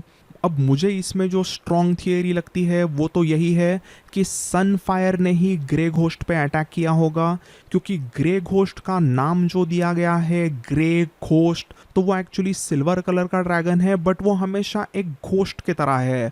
वो काफ़ी टाइम से ड्रैगन स्टोन पे रह तो रहा है, बट वो एक भूत की तरह ही वहाँ पर है। वो कभी ज़्यादा किसी में मिक्स नहीं होता, वो महीनों में कभी तो एक बार दिखता है, वो किसी को ज़्यादा तकलीफ वगैरह नहीं देता, वो एकदम ही शांत किस्म का ड्रैगन है। बट सनफायर इस समय पर थोड़ा सा गुस्से में था, दर्द में था, और वो दूसरे के इलाके में भी जा रहा था। और जैसे ही उसने मे भी देखा कि ग्रे घोस्ट उसका खाना वगैरह ले रहा है, तो सनफायर ने ग्रे घोस्ट पे अटैक किया होगा। So this is just a theory. आपको क्या लगता है सनफायर और ग्रे घोस्ट में क्या पंगा हुआ रहेगा, वो मुझे कमेंट्स में आप ज़रूर बताना। तो coming back to their fight, Sunfire और ग्रे घोस्ट के बीच में बहुत बड़ी लड़ाई हुई। उसको दूर से थोड़े से जाने वाले नेसारिया जहाज में से कुछ लोगों ने देखा, और इस फाइट के वजह से ही Sunfyre is one of my favourite dragons. हमने जैसे कि पहले ही देखा कि सनफायर बहुत ही ज़्यादा इंजर्ड था, क्योंकि वो पहले एक बहुत ही dangerous battle at the Rook's Rest में भी लड़ा था। फिर उस इंजरी से उभर कर कैसे तो करके वो ड्रैगन स्टोन पर आता है, बट वहाँ पर एकदम मिस्ट में, एकदम धुएं में एक उसकी और एक ड्रैगन के साथ में फाइट होती है। और उस फाइट में भी एकदम हाफ डेड, ऑलमोस्ट मरने के कगार पे आए हुए सनफायर ने ग्रे घोस्ट को मार गिराया। और मारा भी कैसे, बैड एस सनफायर ने ग्रे घोस्ट के 2-3 टुकड़े कर डाले। सो अभी सनफायर के कहानी में हम वापस आएंगे ही। अभी चलते हैं अगले पार्ट में, पार्ट 7, बेला टारगेरियन। अब तक हमने फायर एंड ब्लड के कई सारे टारगेरियंस को अच्छे से जाना ही था, बट आज हम अच्छे से जानते हैं डेमॉन और लेना की बेटी बेला टारगेरियन के बारे में, क्योंकि अभी यहाँ से बेला टारगेरियन के कहानी का स्टोरी आर्क बहुत ही खतरनाक है, और यहाँ से बेला बनने वाली है इस पूरे कहानी की one of the most important character. So let's begin Baela's character story और जानते हैं कि ये आखिर कैसी बंदी है, और उसे मैं अपने लैंग्वेज में बिंदास बेला क्यों बुलाता हूँ। तो बेला टारगेरियन इस समय पर 14 ईयर ओल्ड एक टीनेजर थी, और जैसे कि मेरा इसके लिए निकनेम है, ये बंदी एकदम ही बिंदास थी। इवन ग्लिंडन ने भी अपने बुक में लिखा है कि बेला एग्जैक्टली अपने पापा के ऊपर ही गई थी। उसका जो पूरा बर्ताव था वो एकदम टीनेज डेमॉन के तरह ही था, एकदम डैशिंग और बिंदास। उसको किसी का कुछ परवाह नहीं था, और वो एकदम ही एडवेंचरस थी। उसका बिहेवियर बिल्कुल भी एक टारगेरियन प्रिंसेस के तरह नहीं था, उल्टा वो ज़्यादा मर्दों के तरह ही रहती। वो इतना ज़्यादा अलग अलग लड़कों के साथ में दोस्ती वगैरह करती कि उसने अपने बाल भी एकदम शॉर्ट हेयर रखे थे, जस्ट लाइक बॉयज़। बेला और उसकी ट्विन सिस्टर दिखने में दोनों भी एकदम सेम थे, बट बेला को सभी अच्छे से पहचानते थे उसके शॉर्ट हेयर के वजह से। बेला मतलब एकदम ही बिंदास बेब थी। उसे डांस करने में बहुत मज़ा आता, और उसे अपने दोस्तों के साथ में यहाँ वहाँ पर हंटिंग करने भी जाने मज़ा आता। इस बेला को खास करके एनिमल्स बहुत ज़्यादा पसंद थे। अभी वैसे तो उसका ड्रैगन मून डांसर उसका फेवरेट था, बट उसी के साथ साथ उसका एक पेट मंकी भी था।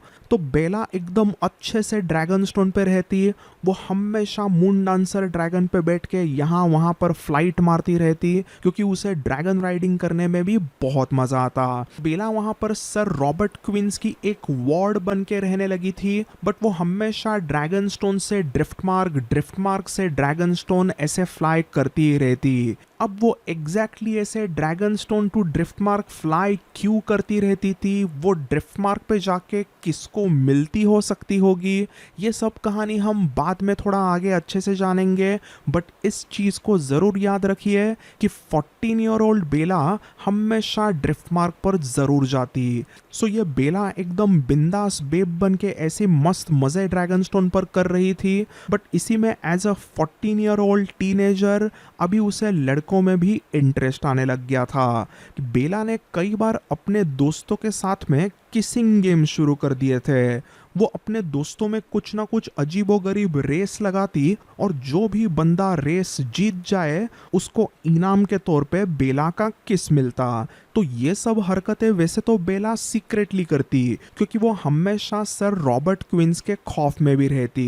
तो ये सब उसके किसिंग गेम सीक्रेटली शुरू तो थे, बट एक दिन सर रॉबर्ट क्विंस ने ऐसे किसिंग गेम वगैरह करते हुए बेला को पकड़ ही लिया। सर रॉबर्ट को प्रिंसेस बेला की ये सब हरकतें देख के बहुत ही गुस्सा आ गया, इसीलिए सर रॉबर्ट वहां पर एकदम स्ट्रिक्ट कदम उठाकर उस बंदे का हाथ ही काटने वाले थे जिसने प्रिंसेस बेला को पकड़कर किस किया था। बट वहां पर प्रिंसेस बेला बीच में आती है और उसके इंटरफेरेंस की वजह से वो लड़का बचा। बट उस पूरे इंसिडेंट के बाद में सर रॉबर्ट क्विंस ने बहुत ही बुरी तरीके से बेला को डांटा भी था। अब ऐसी सब हरकतें बेला वहां पे करने लगी है, इसके रिलेटेड रिपोर्ट भी डेमोन को भेजना जरूरी था। तो यही सोच के सर रॉबर्ट क्विंस ने डेमोन को एक रेवन भेज के बताया कि आपकी लड़की, आपकी लाडली यहाँ पर कुछ अलग ही गुल खिला रही है, आपके गैर मौजूदगी में यहाँ पर उसकी जल्द से जल्द शादी करा दो। बट ये रेवन जब डेमोन को मिलता है तो वो एकदम हंस देता है और उसको एक टीनेज लड़की का थोड़ा सा मजाक मस्ती समझ के भुला देता है। बट अभी दूसरे तरफ उस हादसे के बाद में सर रॉबर्ट क्विंस थोड़े से गुस्सा हो गए थे बेला पे, उन्हें ये सब बेला की हरकतें पसंद नहीं आई थी। सो बेला की यही स्टोरी एकदम अच्छे से यहाँ पर ड्रैगन स्टोन पे शुरू हुई थी, और इसी में जब वो दरबार में ट्रेडर्स आते हैं और ड्रैगन वर्सेस ड्रैगन की फाइट बताते हैं, तो बेला भी एग्जैक्टली वहां पर क्या हुआ है वो जानने के लिए बहुत ही उतावली हो गई। वो भी वहां पर ड्रैगन फाइट्स के इलाके में जाके देखना चाहती थी कि वहां पे एग्जैक्टली क्या हुआ। वो भी ग्रे घोस्ट के लाश को देखना चाहती थी। बेला हमेशा मून डांसर पे बैठ के दूर से कैनिबल को यहाँ वहां पर देखती रहती थी और उसे कैनिबल बहुत ही इंटरेस्टिंग लगता। बट बेला को ये यकीन ही नहीं हो रहा था कि कैनिबल ने एक ड्रैगन को इतना बुरी तरीके से मार दिया है। इसीलिए बेला एक्चुअली मून डांसर पे बैठ के वो ड्रैगन वर्सेस ड्रैगन फाइट जहां पर हुई थी उस जगह पर अच्छे से जाना चाहती थी, बट सर रॉबर्ट क्विंस ने उसे वहां पर जाने से मना कर दिया। सर रॉबर्ट अभी भी उन किसिंग इंसिडेंट्स के वजह से बेला से काफी खफा थे, इसीलिए उन्होंने सीधा बेला को बता दिया कि तुम उस ड्रैगन फाइट वाले लोकेशन पर नहीं जाओगी, वहां पर तुम कुछ भी इन्वेस्टिगेशन वगैरह नहीं करोगी। That's a very dangerous area जहां पर कुछ भी वापस हो सकता है। इसीलिए सर रॉबर्ट बेला को वहां जाने से मना करते हैं। अब again as I said before, Baela मतलब एक बिंदास बेब। सर रॉबर्ट ने मना किया तो वो कौन सा उस चीज को मानेगी। उसे तो सीक्रेटली वहां पे जाना था और इन्वेस्टिगेशन करना था, और यही प्लान करके बेला सीक्रेटली एक रात अपने कमरे से बाहर निकलती है और मून डांसर पर बैठ के उस लोकेशन पर जाने की प्लानिंग करने लगती है। बट वो पूरा प्लान सक्सेसफुल होने के पहले ही सर रॉबर्ट क्विंस को इसके बारे में पता चल गया। सर रॉबर्ट को तो पता ही था कि बेला ऐसी कुछ ना कुछ चीज जरूर करेगी, इसीलिए उन्होंने एक दो जगह पर उनके सीक्रेटली मेन आइटम्स को तैनात कर दिया था। उन्होंने जैसे ही रिपोर्ट दे दिया कि बेला भागने की कोशिश करने लगी है, तो उसी समय पर सर रॉबर्ट क्विंस और कई सारे मेन आइटम्स बेला के कमरे में आते हैं, और सर रॉबर्ट क्विंस वहां पर बेला को डांटकर बेला को उसके कमरे में ही बंद करते हैं। एंड यही चीज इन ग्रैंड स्कीम ऑफ थिंग्स बहुत ही अनफॉर्चुनेट रही, क्योंकि बेला अगर अपने ड्रैगन मून डांसर पे बैठ के ग्रे घोस्ट के मरे हुए लोकेशन पर जाती तो उसे कुछ बहुत ही इम्पोर्टेंट लोग उस इलाके में दिख जाते। कौन है आखिर ये इम्पोर्टेंट लोग? Let's get to know them in part 8। Part 8, Aegon the second and Sunfyre's reunion. तो हमने पहले के पार्ट में जाना कि दोनों टॉम्स उस समय पर मौजूद थे जब वो पेंटोस से वोलेंटिस जाने वाले ट्रेडर्स ड्रैगन स्टोन के दरबार में कुछ ड्रैगन फाइट की कहानी बता रहे थे। दोनों टॉम्स ने वो कहानी अच्छे से सुनी, और उन दोनों टॉम्स में एक टॉम जो होता है यानी टॉम टैंगल टंग जो होता है, उसे ऐसा लगता है कि वो fight actually Sunfyre versus Grey Ghost थी, ना कि कैनिबल वर्सेस ग्रे घोस्ट थी। दोनों टॉम्स जैसे ही घर आते हैं तो टॉम टैंगल टंग सर मार्स्टन वाटर्स और एगॉन द सेकंड को कहानी बताने लगता है। टैंगल टंग वहाँ पर कहता है कि दरबार के कैसे लोग सभी स्टूपिड है, बट मुझे ही कितना ज़्यादा नॉलेज है ड्रैगन्स के बारे में। टैंगल टंग अपने ड्रैगन्स का एकदम नॉलेज वगैरह वहाँ पे झाड़ने लगता है और बातों ही बातों में वो बोल देता है, उस मोटे रॉबर्ट और दरबार के सभी को लगता है कैनिबल ने मारा ग्रेगुस को, बट मुझे पता है किसने मारा। वो कोई काला कैनिबल नहीं था, वो था गोल्डन ड्रैगन सनफायर। वहां पर उसे धुएं में ग्रे और गोल्ड कुछ चीजें नजर आई थी, मतलब सनफायर आया है ड्रैगन स्टोन पर और उसी ने मारा ग्रे घोस्ट पर। बाकी सब बुद्धू है, टैंगल टंग ही असली है। पगला टैंगल टंग ऐसी कुछ बातें करता है और एकदम प्राइड फील करने लगता है, अपना नॉलेज झाड़ने लगता है। बट जैसे ही वहाँ पर वो सनफायर का नाम लेता है तो उसी समय पर एगॉन द सेकंड के आंखों में आंसू आ जाते हैं। एगॉन वही के वही घुटने पे गिर जाता है और उसे भी मनी मन अचानक से एहसास होने लगता है कि टैंगल टंग जो कह रहा है वो सही ज़रूर है। सर मास्टन वहाँ पे अलग से शॉक्ड ज़रूर होते हैं, बट दोनों टॉम्स को तो समझता ही नहीं है कि ये इंजर्ड बंदा जो सर मास्टन के साथ में रह रहा है वो इतना इमोशनल क्यों हुआ। और फिर उसी समय पर कुछ ही सेकंड्स के बाद में finally Aegon the second reveals himself. वो वापस अपने किंग मोड में आ जाता है। एगॉन का बॉडी तो पूरी तरीके से टूटा हुआ था ही, बट उसका जज्बा और उसका गुरूर भी टूटा हुआ था। बट जैसे ही उसे वहाँ पर सनफायर जिंदा हो सकता है ऐसा लगा तो उसके अंदर का असली टारगेरियन वहाँ पे जाग जाता है। Aegon the second was reborn again. Aegon वहाँ पे खड़ा होता है और सीधा सर मास्टन वॉटर्स और दोनों टॉम्स को जोर से ऑर्डर देता है, यू थ्री एक बात कान खोल के सुन लो, कोई गोल्डन ड्रैगन सनफायर जिंदा हो सकता है, ये बात तुम किसी को मत बताना, नहीं तो मैं तुम दोनों को काट दूंगा। जैसे ही एगॉन ऐसे एकदम उन पे टूट पड़ता है तो दोनों टॉम्स तो एकदम डर ही जाते हैं और सर मास्टन के चेहरे पे मुस्कान आती है। Even he knew that the Targaryen king it's finally here. फिर कुछ टाइम के लिए एगॉन वैसे सोच में पड़ता है, तभी उसी समय पर दूसरे साइड में सर मास्टन वॉटर्स एकदम अच्छे से उन दोनों टॉम्स को बताते हैं कि एग्जैक्टली ये कौन है और उसे कितने सारे पैसे मिले हैं उस एगॉन द सेकंड को संभालने का। तो सर मास्टन भी उनको थोड़े बहुत पैसे देता है और वो दोनों टॉम्स उन पैसों को लेके एकदम खुश होते हैं और सर मास्टन को कहते हैं कि जो भी आपको मदद लगेगी वो करने के लिए रेडी है।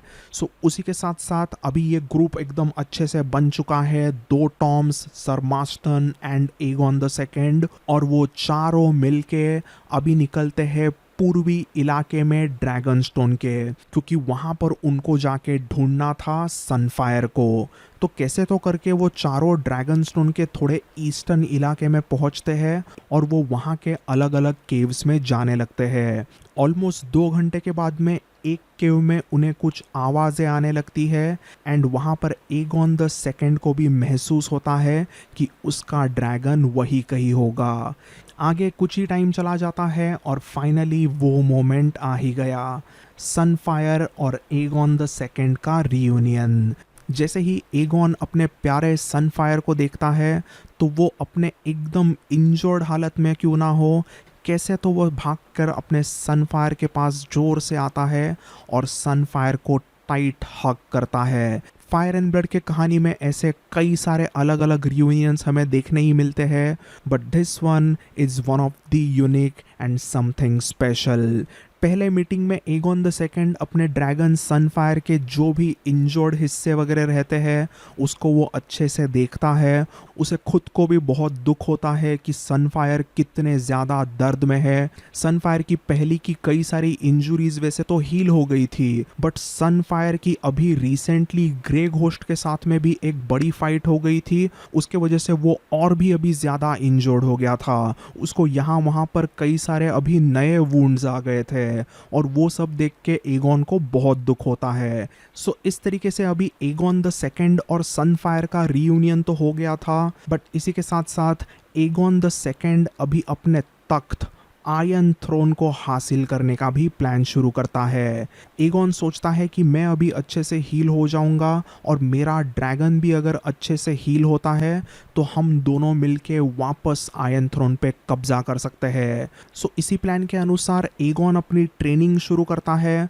पहले तो एगोन द सेकंड दोनों टॉम्स और सर मास्टन वाटर्स के ज़रिए एक बहुत ही अच्छी केव ढूंढ के निकालता है, जिस केव में सनफायर एकदम अच्छे से सेफ रहे, जहाँ पर उसका आवाज़ वगैरह किसी को बाहर नहीं आए। ऐसे एक अच्छे से केव में उसे रखा जाता है और एगोन भी उसी केव में अपना बसेरा करता है। सर मास्टन वाटर्स अपने घर में रुकते हैं, बट दोनों टॉम्स एवरी डे कुछ ना कुछ खाना लेके वहाँ पर उस केव में आते हैं और एगोन द सेकंड और सनफायर को फीड करते रहते हैं। और ये सब चलते चलते Aegon the second and Sunfire की एक बहुत ही अच्छी ट्रेनिंग शुरू रहती है। एगोन सनफायर को लेके यहाँ वहाँ पर छोटी मोटी फ्लाइट्स करने लगता है। सनफायर अभी भी कुछ बहुत ऊंचा उड़ नहीं सकता था, वो एकदम ज़मीन को लग के छोटी छोटी ही फ्लाइट्स कर पाता, उसको आसमान में एकदम ऐसे अच्छे से उड़ने नहीं हो रहा था। सनफायर के इस बहुत ही सैड कंडीशन पे अपने बौने मशरूम ने बहुत ही फनी वे में कहा था कि सनफायर मतलब एक great golden fire breathing chicken बन गया है। तो मशरूम की तो तानेबाजी ऐसे हमेशा शुरू ही रहती है। सो एनीवेज दोनों सनफायर और एगोन एक दूसरे को मिलने के वजह से उनकी इंजुरीज का पेन थोड़ा बहुत कम होने लगता है। वो फिजिकली ऑटोमेटिकली थोड़े से हील अच्छे पेस पे होने लगते हैं और उसी के साथ साथ वो दोनों भी मेंटली बहुत ही अच्छी तरीके से स्ट्रांग होने लगते हैं। खास करके ऑब्वियसली एगोन द सेकंड ज़्यादा स्ट्रांग होता है। उसे बहुत ही अच्छा लगता है कि कैसे उसके ड्रैगन सनफायर ने फाइनली उसको ढूंढ के निकाला। एगोन का ऐसे मानना होता है कि सनफायर ने उसे ढूंढ के निकाला, वो उसके पास में उड़ के आया, क्योंकि उन दोनों की डेस्टिनी है वापस आयरन थ्रोन पर सालों तक रूल करे। और यही सोचकर एगोन अभी वापस आयरन थ्रोन को हासिल करने के सपने देखने लग गया। इन सपनों को हकीकत बनाने के लिए उसका सबसे पहला कदम, जो कि बहुत ही डेंजरस होने वाला है, वो था ड्रैगन स्टोन पर कब्जा करना। बट वो ये कैसे करेगा? एगोन द सेकंड के पास में अभी वैसे काफ़ी गोल्ड था और उसी गोल्ड और ग्लोरी मिलने का एक लालच देके वो प्लान करता है कि ड्रैगन स्टोन के अलग अलग लोगों को एक एक करके खरीदा जाए। और ये काम करने के लिए उसे मदद मिलती है दोनों टॉम्स और सर मार्स्टन वाटर्स की। पार्ट 9 ट्रेटर्स इन ड्रैगन स्टोन। तो दोनों टॉम्स और सर मास्टन वाटर्स एकदम सीक्रेटली एक एक लोगों को मिलने लगते हैं और उनको थोड़ा सा ब्लैक्स के खिलाफ भड़काने लगते हैं। कभी टैंगल बियर्ड किसी को कहता कि किंग्स लैंडिंग में रेनिरा कितना बुरा रूल कर रही है और वो वैसा ही रूल पूरे वेस्टरोस में और ड्रैगन स्टोन में करेगी और हम सबको मार देगी, अपने साथ जुल्म करेगी, ऐसी सब चीज़ें वो किसी के कानों में भरता। तो दूसरी तरफ टैंगल टंग किसी को कहता है कि एगोन द सेकंड अभी भी जिंदा है और उसने जो भी किया वो सही है। तो अभी आपको ऐसे लगे कि दोनों टॉम्स और सर मास्टन वाटर्स ये सब चीज़ें एकदम ऐसे ओपनली ब्लैक्स के स्ट्रॉन्ग होल्ड ड्रैगन स्टोन में कैसे कर सकते हैं? तो इसका एक बड़ा रीज़न है, एंड दैट इज़ रेनिरा के अंडर पूरे ड्रैगन स्टोन का हुआ बहुत ही गंदा मिसमैनेजमेंट। तो सालों पहले जब रेनिरा को विसेरिस ने प्रिंसेस ऑफ ड्रैगन स्टोन बनाया था, तब से रेनिरा का वैसे ड्रैगन स्टोन का रूल भी बहुत ही ख़राब रहा था। और ये चीज़ भी इम्पॉर्टेंट है, रेनिरा ने कई सारे ड्रैगन स्टोन के इश्यूज़ को अच्छे से समझा नहीं था और पूरे ड्रैगन स्टोन को एकदम वॉर में डाल दिया था। उसके वजह से ड्रैगन स्टोन पर रहने वाले कई सारे लोग उससे नाराज़ थे। अब इस नाराज़गी के रीजंस ऐसे सीक्रेटली ड्रैगन स्टोन के लोग रेनिरा रेनिरा को हेट करने के रीजंस कई सारे हैं। सबसे पहले तो जैसे कि मैंने कहा कि रेनिरा जब से प्रिंसेस ऑफ ड्रैगनस्टोन बनी थी उसने तब से बराबर से ड्रैगनस्टोन पर राज नहीं किया था। उसकी मैनेजमेंट बहुत ही हॉरिबल रही थी और उसी में उसने डांस ऑफ द ड्रैगन का वॉर शुरू कर दिया।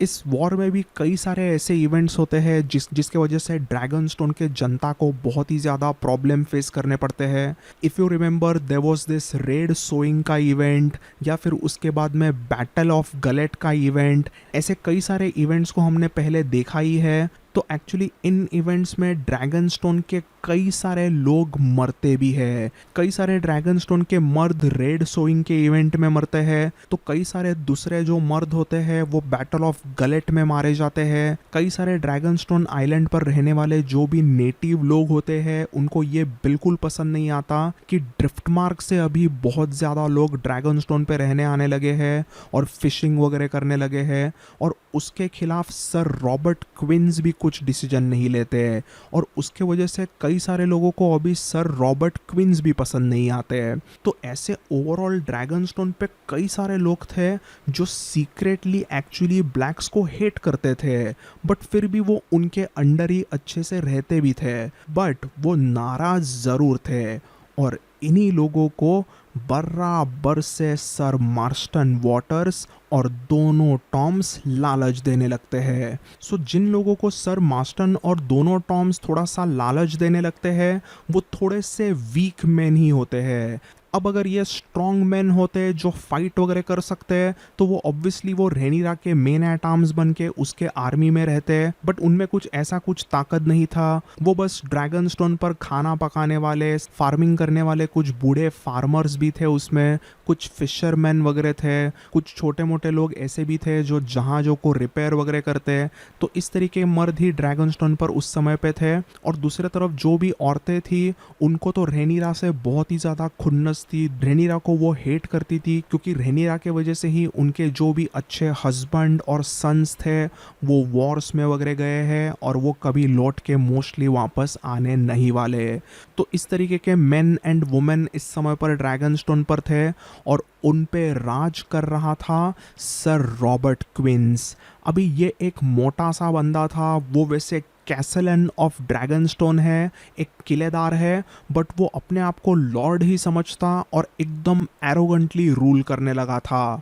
वैसे सर रॉबर्ट क्विंस कुछ बुरे इंटेंशन से एरोगेंट नहीं थे, वो बस वैसे ही एक थोड़े से स्ट्रिक्ट किस्म के बंदे थे। बट उन वीक मैन और गुस्से में आए हुए औरतों को ये बिल्कुल भी पसंद नहीं आता कि किस तरह से ये मोटा सर रॉबर्ट क्विंस उनको हुक्म दे रहा है। उन्हें ऐसा लगता कि ये रॉबर्ट क्विंस तो बस एक किलेदार है, एक कैसलन है, बट वो अपने आप को अभी टारगेरियन ही समझने लग गया है जो ड्रैगनस्टोन को चलाएगा।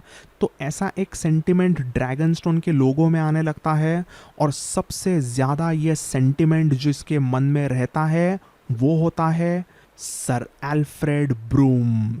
यस, वही सर एल्फ्रेड ब्रूम जो एक्चुअली सर रॉबर्ट क्विंस का राइट हैंड मैन है। वही सर एल्फ्रेड ब्रूम जो एक्चुअली सर रॉबर्ट क्विंस का सेकंड इन कमांड है। तो ये Alfred Broome actually king Viserys का एक one of the most loyal men at arms में से आता है। तो जब रेनिरा के बचपन में विसेरिस ने रेनिरा को प्रिंसेस ऑफ ड्रैगनस्टोन बनाया था और उसके बाद में उसने जब ड्रैगनस्टोन पर रेनिरा को कुछ टाइम के लिए रहने के लिए भेजा था, तब उसने रेनिरा के साथ साथ ही अपने इस वफादार लॉयल सर एल्फ्रेड ब्रूम को भी ड्रैगनस्टोन भेजा था ताकि वो रेनिरा का वहाँ पर एक अच्छा मेन एट आर्म बन के रहे और रेनिरा को जो भी चाहिए उसमें मदद कर सके।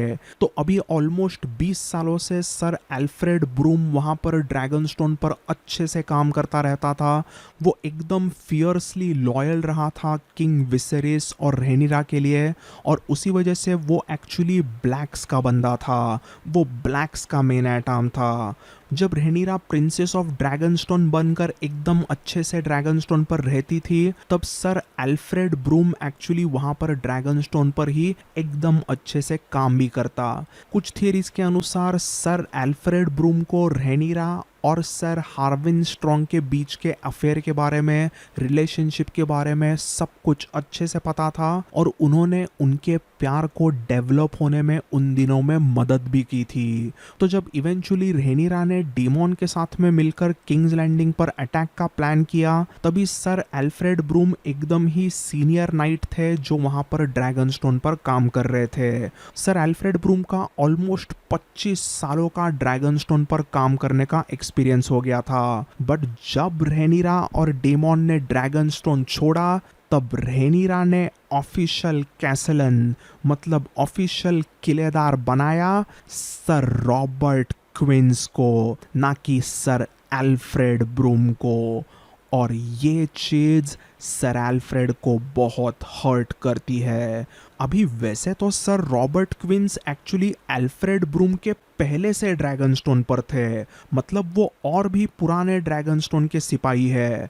बट वो अभी इस समय पर काफ़ी मोटे से थे और काफ़ी ओल्ड भी थे। वो उनके मोटापे के वजह से उन्हें ड्रैगनस्टोन की सीढ़ियाँ भी चढ़ने नहीं होती। ऐसा कह सकते हैं कि सर रॉबर्ट क्विंस अभी अपने प्राइम के बाहर आ गए थे और उन्हें अभी रिटायर होके थोड़ा आराम ही करना चाहिए। बट रहेनिरा ने तो उनको एक बहुत ही बड़ी रिस्पॉन्सिबिलिटी दे दी और रॉबर्ट क्विंस को सीधा ड्रैगनस्टोन का किलेदार बना दिया। एंड ये चीज सर एल्फ्रेड ब्रूम को बहुत चुभती है। उनको मन ही मन बहुत ही गुस्सा आता है कि इस मोटे को रहेनिरा ने कैसे कैसलन बनाया, जबकि मेरे जैसा तगड़ा नाइट यहाँ पर मौजूद है। सर एल्फ्रेड ब्रूम इस समय पर डेफिनेटली पूरे ड्रैगनस्टोन के सबसे तगड़े नाइट थे, बट सिर्फ और सिर्फ थोड़े ज़्यादा एक्सपीरियंस के वजह से रहेनिरा एक मोटे थोड़े बूढ़े बंदे को, रॉबर्ट क्विंस को किलेदार बनाती है और उसका सेकंड इन कमांड मतलब उसके नीचे की पोस्ट वो एल्फ्रेड ब्रूम को देती है। और ये चीज़ एल्फ्रेड ब्रूम को पसंद नहीं आती। एल्फ्रेड ब्रूम के मन में एक गुस्सा रहता है और पता नहीं कैसे कैसे तो करके इस एल्फ्रेड ब्रूम के नाराज़गी की खबर सर मार्स्टन वॉटर्स को पता चल गई। और उसी वक्त sir Marston Waters sir Alfred Broome से जाके मिलते हैं और उन्हें वो लालच दिखाते हैं, उन्हें वो ब्राइब करते हैं। सर मार्स्टन वहाँ पर सर एल्फ्रेड को सीधा कहते हैं कि अगर तुम एगोन द सेकंड को सपोर्ट करोगे तो एगोन द सेकंड तुम्हें अच्छे से इज्जत देगा जो तुम्हें रहेनिरा ने नहीं दी। ग्रीन्स के साइड के जो भी लोग हैं वही अच्छे रूलर्स हैं, वो अच्छे लॉयल लोगों को हमेशा मदद करते हैं। बट ब्लैक्स के साइड के जो भी रूलर्स हैं वो बहुत ही कमीने हैं, उनको बस पावर चाहिए और अभी पावर मिली तो वो बस मज़े कर रहे हैं। आगे मार्स्टन कहता है, सर एल्फ्रेड आप इतने जाबाज हो, आप इस पूरे ड्रैगनस्टोन के बेस्ट नाइट हो, बट आपको आपके क्वीन रहेनिरा ने क्या दिया? कुछ भी नहीं। द मेगोर विद द टिट्स की आपने इतनी अच्छे मदद की बट उसने आपको कुछ भी नहीं दिया। सर एल्फ्रेड आपको तो पता ही होगा कि किंग्स लैंडिंग की अभी कितनी गंदी हालत है, सब जगह पर प्रॉब्लम्स ही प्रॉब्लम्स है और पूरे वेस्टरोस में तबाही हो गई है और इसका रीज़न सिर्फ और सिर्फ वो मेगोर विद द टिट्स है। She can't rule, a woman can't rule the Westeros, you know that better. Rhaenyra इतने सालों में ये ड्रैगनस्टोन संभाल नहीं पाई तो वो पूरा रेल्म क्या संभालेगी। असल में पहले तो एल्फ्रेड ब्रूम ने ब्राइब को ठुकराया था और वो अपनी तलवार निकाल के वहीं पे सर मार्स्टन को मारने भी वाले थे, बट जैसे जैसे सर मार्स्टन अलग अलग बातें करने लगते हैं वो बराबर मक्खन लगाने लगते हैं। सर एल्फ्रेड ब्रूम को भी धीरे धीरे सर मार्स्टन वॉटर्स की बातें सही लगने लगती है। उन्हें भी लगता है कि सही में रहेनिरा ने तो मुझे कुछ भी नहीं दिया अब तक और जो भी दिया वो तो सिर्फ इंसल्ट ही है। बट यहाँ पर दूसरे साइड में मैं अगर एगोन द सेकंड को मदद करता हूँ तो मे बी जैसे एगोन ने सर मार्स्टन को किंग्सगार्ड बनाने का प्रॉमिस किया है और ढेर सारे पैसे देने का प्रॉमिस किया है, वही चीज़ें मुझे भी मिल सकती है। तो ये सब कुछ उन्होंने सोचा और उन्होंने सीधा सर मार्स्टन को कह दिया, ओके सर मार्स्टन मान लिया आपकी बातें, मैं किंग एगॉन को सपोर्ट करने के लिए रेडी हूँ, बट किंग एगॉन है कहाँ पे? कई लोग तो कह रहे हैं कि किंग एगॉन मर गया, तो उनके क्या लाश को बिठाओगे आयरन थ्रोन पे? ये सुनते ही सर मार्स्टन जोर जोर से हंसने लगता है और अपने पास जो थोड़े और गोल्ड कॉइन्स थे वो सीधा सर एल्फ्रेड ब्रूम के हाथों में थमाकर उन्हें एक जोर से टाइट हक करता है और कहता है, sir Alfred, king Aegon is alive and he is in Dragonstone. ये बात सुनते ही सर एल्फ्रेड पहले तो शॉक होते हैं, बट उनके चेहरे पर कुछ ही टाइम में स्माइल आती है। तो इस तरीके से सर मार्स्टन वॉटर्स ने ड्रैगनस्टोन के second in command, second powerful बंदे यानी सर एल्फ्रेड ब्रूम को ग्रीन्स के तरफ, एगॉन द सेकंड के तरफ खींच के लाया था।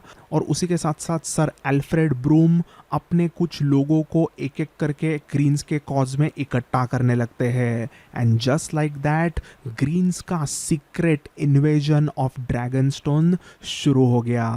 Part 10, fall of Dragonstone.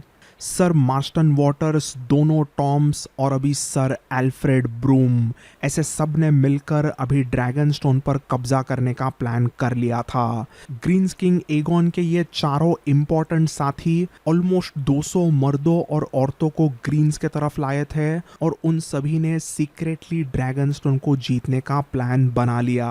ये प्लानिंग बस यही कुछ 10 दिन के लिए अच्छे से चलती है और इवेंचुअली एक रात ग्रीन्स का ये ड्रैगनस्टोन को जीतने का सीक्रेट प्लान शुरू हो गया। तो रात के 3 बजे थे। सर एल्फ्रेड ब्रूम ड्रैगनस्टोन के नीचे एक सीक्रेट दरवाजा था, एक तहखाने वाला दरवाजा था। उस गेट में से सर मार्स्टन वॉटर्स और दोनों टॉम्स को लाते हैं। उसके बाद में जितने भी turncloak, men at arms greens के साइड में अभी आ चुके थे, वो सब भी एक एक करके उस सीक्रेट दरवाजे में से ड्रैगनस्टोन के कैसल में घुसते हैं। ये ऑलमोस्ट 100 अच्छे मेन एट आर्म्स थे जो असल में सर एल्फ्रेड ब्रूम के लॉयलिस्ट होते हैं। तो ये सभी लोग सीक्रेटली ड्रैगनस्टोन के अलग अलग इलाकों में जाने लगते हैं ताकि वो उन अलग अलग रूम्स में, उन अलग अलग कैसल के हिस्सों में ग्रीन्स का पावर ला सके। ये जो आगे पूरा फॉल ऑफ ड्रैगनस्टोन होगा, उसका पूरा master plan sir Alfred Broome और सर मार्स्टन वॉटर्स ने ही बनाया था।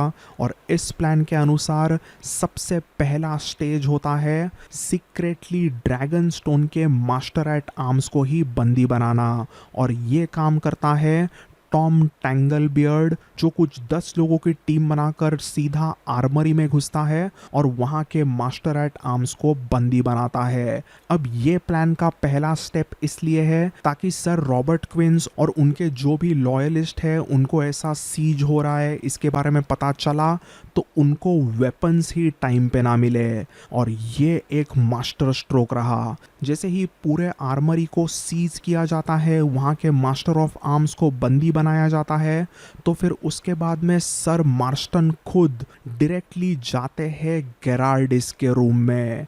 जी हाँ, मिस्टर गेरार्डिस इस समय पर ड्रैगनस्टोन पर ही होते हैं, क्योंकि इफ़ यू रिमेंबर इस गेरार्डिस को एक्चुअली रैनीरा ने किंग्स लैंडिंग से निकाल दिया था क्योंकि उसको इस गेरार्डिस का बहुत गुस्सा आया था। तो मिस्टर गेरार्डिस बस कुछ ही टाइम पहले यहाँ पर किंग्स लैंडिंग से आया था और उसे सर मार्स्टन वॉटर्स गिरफ्तार करते हैं।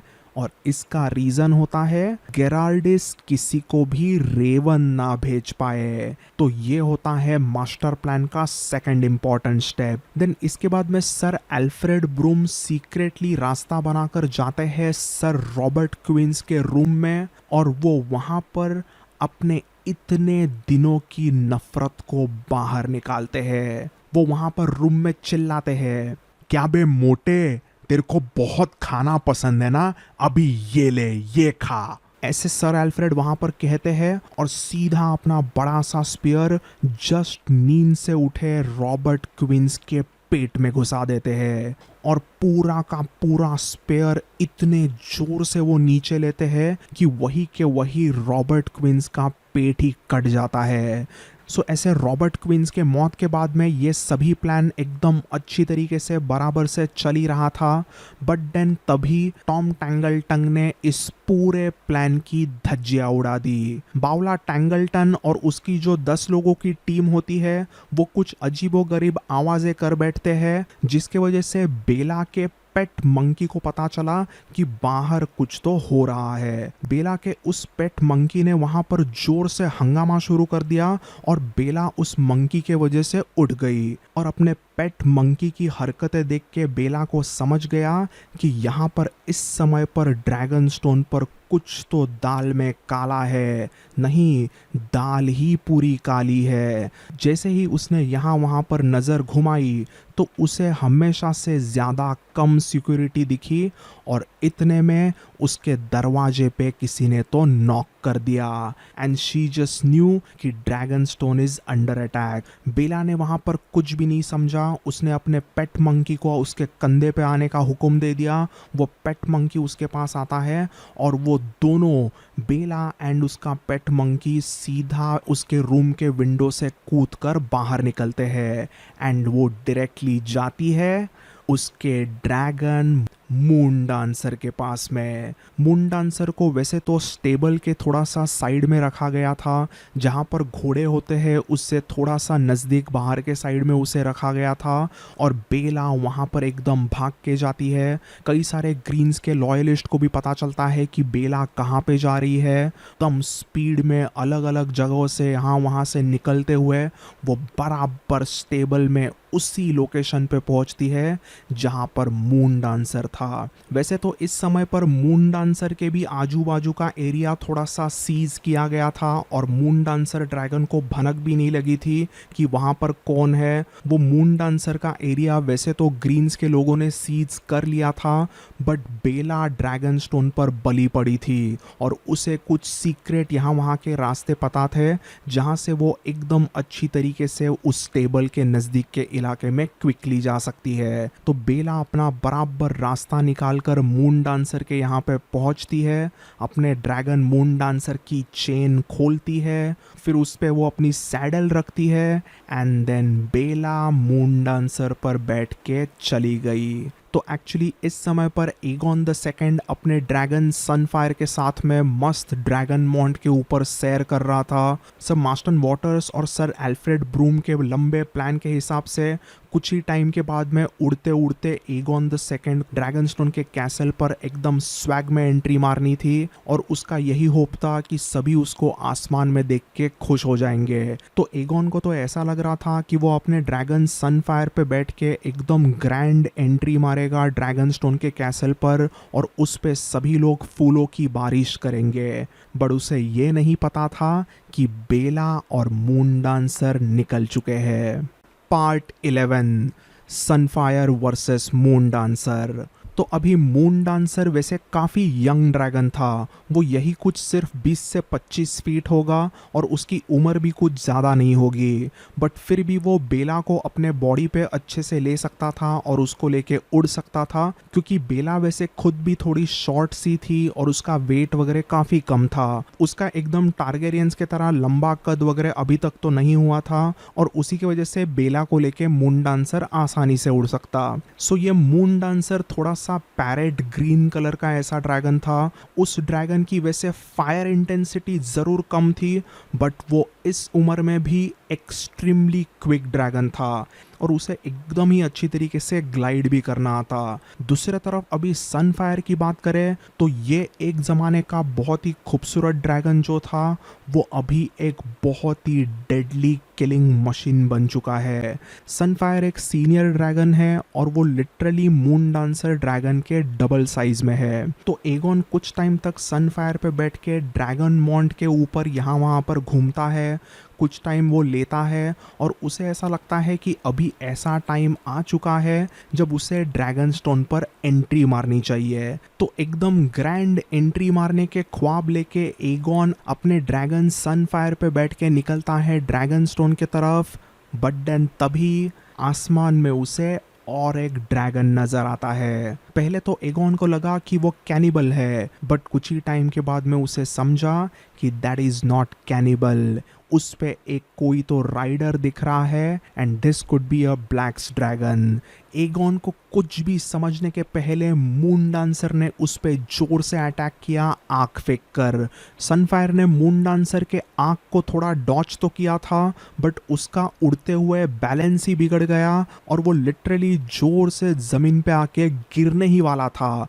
बट उसने आखिरी मोमेंट पे अपना बैलेंस कैसे तो संभाला और एकदम नीचे से उसने जोर से वापस छलांग लगाई and again the battle began. Fire versus fire, Sunfyre versus Moon Dancer. Senior Sunfyre एक भयानक ड्रैगन अभी बन चुका था और उसने अपनी बड़ी बड़ी गोल्डन फायर मून डांसर पे मारनी शुरू की। यही कुछ 10-15 मिनटों तक सनफायर और मून डांसर की एक खूंखार फाइट आसमान में होती है। उनके बीच में कुछ टाइम तक एकदम आंख मिचोली शुरू रहती है। वो एक दूसरे पर फायर मारते रहते हैं बट ऐसा कोई भी डेडली शॉट नहीं था जिसमें कोई मर सके। बट देन वो मोमेंट आ ही गया।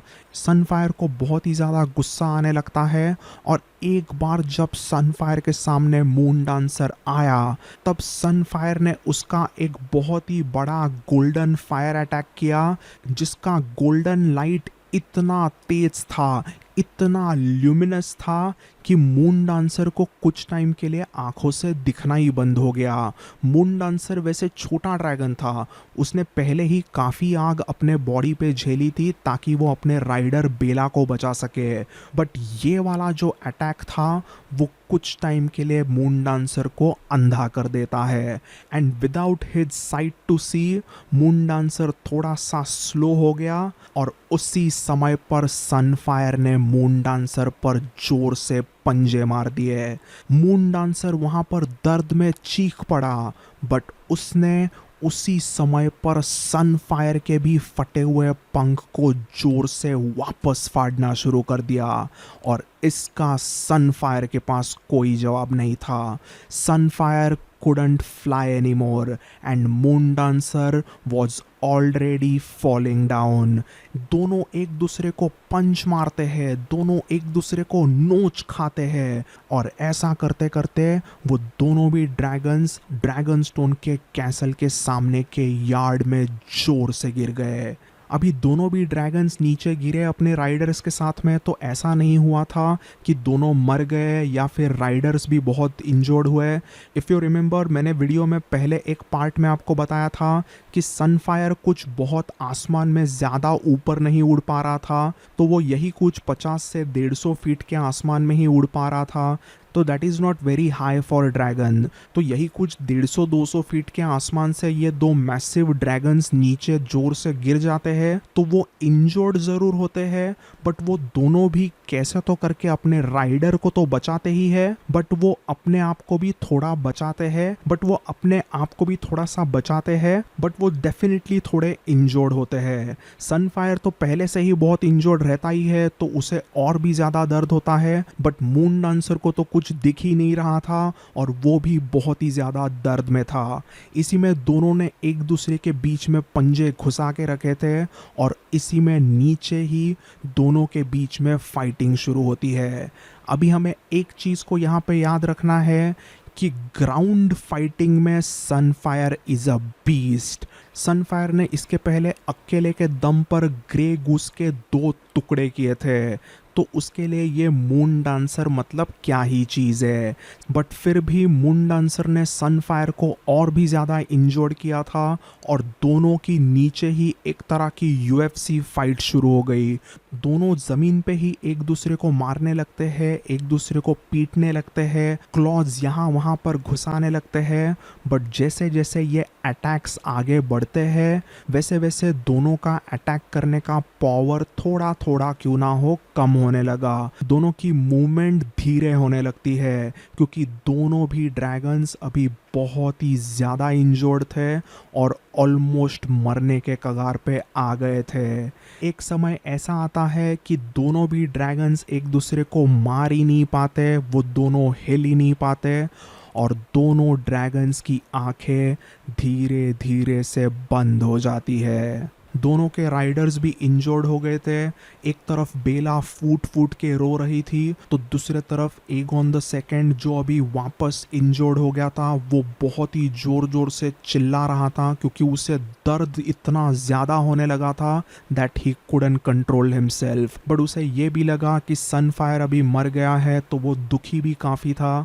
बट इतने में सनफायर ने अपनी आंखें खोली और वो कैसे तो करके क्यों ना हो ब्रीदिंग कर रहा था।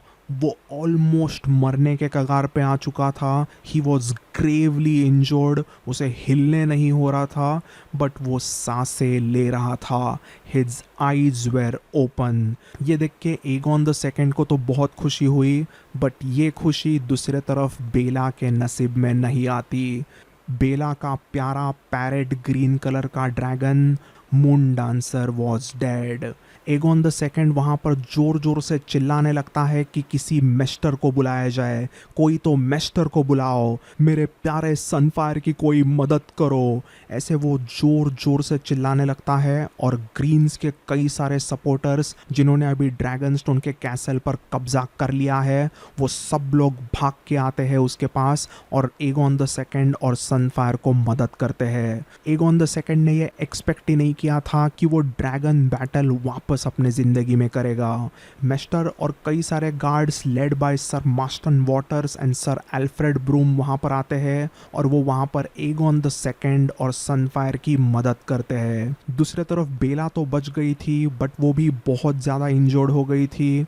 उसके सामने मून डांसर ने आखिरी सांसें ली थी और अपने ड्रैगन के आखिरी पलों में बेला उसके साथ ही थी। बेला की ये सभी चीज़ें दूर से सर एल्फ्रेड ब्रूम एकदम अच्छे से देख रहे थे और उन्होंने वो देखते देखते अपने म्यान में से तलवार निकाली और वो धीरे धीरे बेला के तरफ जाते हैं और बेला के पीछे से वो बेला को काटने के लिए सीधा तलवार ऊपर करते हैं। और जैसे ही वो बेला को मारने के लिए तलवार घुमाने ही वाले थे कि तभी वहां पर आता है sir Marston waters. Sir Marston भी अपने म्यान में से तलवार निकालते हैं और कहते हैं, सर एल्फ्रेड, इस बच्ची को मारने का अधिकार तुम्हें नहीं है। उसके साथ क्या करना है वो हमारे किंग एगोन डिसाइड करेंगे। ये सुनने के बाद में सर एल्फ्रेड ब्रूम कुछ नहीं करते, वो वहाँ से निकल जाते हैं और वहाँ पर आ जाते हैं अपने डबल टॉम्स जो वहाँ पर रोने वाले बेला को बंदी बनाते हैं। Even though she was gravely injured, Baela ने दोनों टॉम्स को पीट दिया, बट देन और दो तीन मेन एट आर्म्स के मदद की वजह से वो दोनों स्टूपिड टॉम्स बेला को बंदी बनाते हैं। तो सीक्रेटली इस तरीके से एगोन द सेकंड टारगेरियन ने ड्रैगन स्टोन को जीत लिया था। बट दूसरे तरफ किंग्स लैंडिंग में इस समय पर रूल करने वाले Maegor with the tits black queen Rhaenyra को कुछ भनक भी नहीं लगी थी। इस भयानक बैटल के बाद में सनफायर जिंदा तो ज़रूर था, बट उसका जो हील हुआ हुआ पंख था वो अभी टोटली फट गया। इस समय पर सनफायर का एक विंग पूरी तरीके से उखड़ा हुआ था और दूसरा एकदम इंजोर्ड हो गया था। इसी में सनफायर को अभी आग मारते हुए भी काफ़ी तकलीफ हो रही थी और एक तरीके से सनफायर अभी ऑलमोस्ट डेथ के कगार पे आ गया था। Part 12 RIP to the greatest dragon of the dance. So Aegon the second ने अभी ड्रैगन स्टोन को जीत लिया था और वो यही कुछ 4-5 दिनों तक ड्रैगन स्टोन पर अच्छे से रेस्ट करता है। बट देन 5th डे पर एगोन अपना पहला डिसीजन लेता है and that is to kill Gerardys. Mister Gerardys को घसीट के दरबार में लाया जाता है और इस समय पर ड्रैगन स्टोन के दरबार में गेरार्डिस के सामने होते हैं king Aegon the second as well as 2 Toms, sir Alfred Broome and sir Marston Waters. तो वहाँ पर एगोन हुक्म देता है कि गेरार्डिस को सनफायर को खिलाया जाए। तो दोनों टॉम्स आगे बढ़ते हैं और गेरार्डिस को खींच के सीधा सनफायर के सामने जाके फेंक देते हैं। सनफायर एक्चुअली बहुत ही इस समय पे इंजर्ड था, उसे तो चलने भी नहीं हो रहा था। उसे किसी चीज़ में इंटरेस्ट ही नहीं रहा था। उसके बॉडी के कई सारे अलग अलग पार्ट्स में से काफ़ी अभी भी खून वगैरह बह रहा था और वो बहुत ही बुरा स्मेल कर रहा था इस समय पर। बट जब उसके सामने ऐसे जिंदा गराडिस को लाया जाता है तो सनफायर की थोड़ी आंखें चमक उठी और उसने सीधा गराडिस के पैरों पे अटैक कर दिया। सनफायर पूरे गराडिस को तो नहीं खा जाता बट वो गराडिस के दोनों पैरों को खा गया। उसी अटैक में गराडिस का इतना खून बहता है कि वो वही के वही मर गए। फिर उसके बाद में गराडिस के लाश को ड्रैगनस्टोन के गेट पर लटका दिया गया था, just beside sir Robert Quince की कटी हुई लाश। तो ये सब कुछ इवेंट तो हो गया और अभी एगॉन द सेकेंड कैसे किंग्स लैंडिंग को जीता जाए उसकी प्लानिंग शुरू करता है। He wanted to act on something but उस समय पर एगॉन खुद और सनफायर बहुत ही ज़्यादा इंजर्ड हो गए थे। तो वो दोनों धीरे धीरे से हील होने लगते हैं वापस। ऐसे ही कुछ दिन जाने लगते हैं और एगॉन सोचता है कि वो वापस हील होगा तभी वो वापस किंग्स लैंडिंग तक जा पाएगा उड़ के और आयरन थ्रोन को हासिल कर पाएगा। तो अभी ऐसे एगॉन का प्लान तो यही था कि वो अच्छे से वेटिंग गेम खेलेगा, वो बराबर से सभी प्लानिंग करेगा, हो सके तो वो लैरी स्ट्रॉन्ग और अपने भाई एमोन टारगेरियन से बात करने की कोशिश करेगा और उनके साथ मिलकर आयरन थ्रोन पे कब्जा करेगा। इस समय एगॉन को ये पता भी नहीं था कि उसके भाई एमोन की भी मौत हो चुकी है। उसे लग रहा था एमोन इज स्टिल अलाइव और उसके मदद से वो आयरन थ्रोन को जीत लेगा। तो ये सब कुछ वो प्लान कर ही रहा था। He was waiting to attack on King's Landing but इसी के बीच में एक दिन ड्रैगनस्टोन पर आता है रेवन और ये रेवन आया था डस्केंडल से and this raven was from खुद क्वीन रेनिरा। रेनिरा ने ये रेवन भेजा था मिस्टर गराडिस के लिए और उसने इस रेवन में उनको इतला किया था कि वो ड्रैगनस्टोन पर आ रही है। ये रेवन जैसे ही एगॉन ने पढ़ा तो उसके चेहरे की मुस्कान एकदम ईविल स्माइल में बदल गई। उसने उस मैसेज को फाड़ा और एक बहुत ही खतरनाक प्लान बनाया जिसके बारे में हमने पिछले एपिसोड में सब कुछ जाना ही है। Aegon the second just waits and eventually Rhaenyra खुद वहाँ पर ड्रैगनस्टोन पर आती है, यही सोच के कि ड्रैगनस्टोन तो अभी उसका है। बट ऐसा नहीं था। ड्रैगनस्टोन अभी ग्रीन्स का हुआ था और अभी एगॉन वहाँ पे रूल कर रहा था। जैसे ही रेनिरा वहाँ पर आती है तो सर एल्फ्रेड ब्रूम और सर मार्स्टन वाटर्स ने सब जगह पर ड्रैगनस्टोन पर एकदम फील्डिंग लगा के रखी थी और जैसे ही वो घुसी बंदरगाह पे उसके सभी लोगों को काट दिया गया एंड रेनिरा को बंदी बनाकर उसी के बेटे एगॉन द यंगर और उसके हैंडमेडन के सामने उसे जिंदा जलाया गया। If you remember Sunfire actually Rhaenyra को खाना भी नहीं चाहता था। वो इतना इंजोर्ड था कि वो हिल भी नहीं पा रहा था and he was just done with everything. But फिर भी वो रेनिरा को जलाता है और वो उसे खा गया। तो वो सब तो हमने पिछले एपिसोड में देखा ही है। एगॉन द सेकेंड रेनिरा को मार डालता है, वो जल जाती है और अभी वापस पूरे वेस्टरोस का एक ही ऑफिशियल किंग बन गया है and that is king Aegon the second. Aegon को अभी ऐसा लगने लगता है कि सनफायर जैसे ही हील होगा वो एकदम टारगेरियन किंग के ड्रैगन पे बैठ के आने वाली एंट्री मारेगा।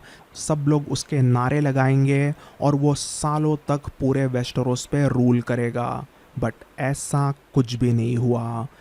सनफायर मतलब एक ज़माने का मैग्निफिसेंट क्रीचर, वेस्टरोस के इतिहास का सबसे खूबसूरत ड्रैगन। बट सैडली अभी सनफायर के इन कुछ आखिरी दिनों में वो एक फायर ब्रीदिंग चिकन बन गया। दिन ब दिन रिकवर होने के अलावा सनफायर एक्चुअली कमज़ोर होते चला गया। सनफायर की इंजुरीज बिल्कुल भी हील नहीं हो रही थी, उल्टा उसकी जो भी जख्में थी, जो भी वुंड्स थे उसके, वो सड़ने लगते हैं। पूरे ड्रैगनस्टोन के कैसल में एक बहुत ही गंदी बदबू आने लगती है और उसी में सनफायर रोता चिल्लाता रहता, जिसके कारण एगोन को बहुत ही ज़्यादा दुख होता। बट वो भी क्या करेगा, ऐसे कोई ड्रैगन्स के डॉक्टर्स तो थे नहीं जो क्विकली सनफायर को हील कर सके। एगोन तो सिर्फ होप ही कर सकता था कि सनफायर हील हो जाए, बट ऐसा नहीं हुआ। इवेंचुअली यही कुछ 130 एसी के मिड में, ऐसा समझ लो 130 एसी के जुलाई में, सनफायर ने अपनी आखिरी सांसें ली और वो ड्रैगनस्टोन के दरबार के आउटर यार्ड में मर गया।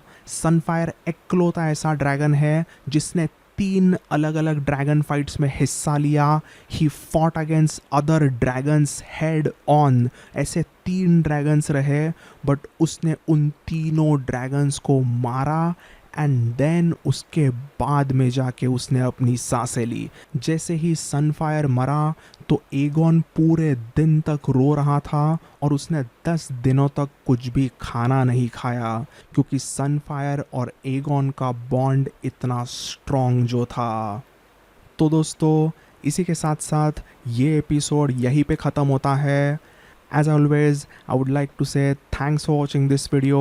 मुझे ऐसे ही सपोर्ट करते रहिए। अभी हम डांस ऑफ द ड्रैगन्स के वॉर के थोड़े एंड गेम में पहुंच चुके हैं।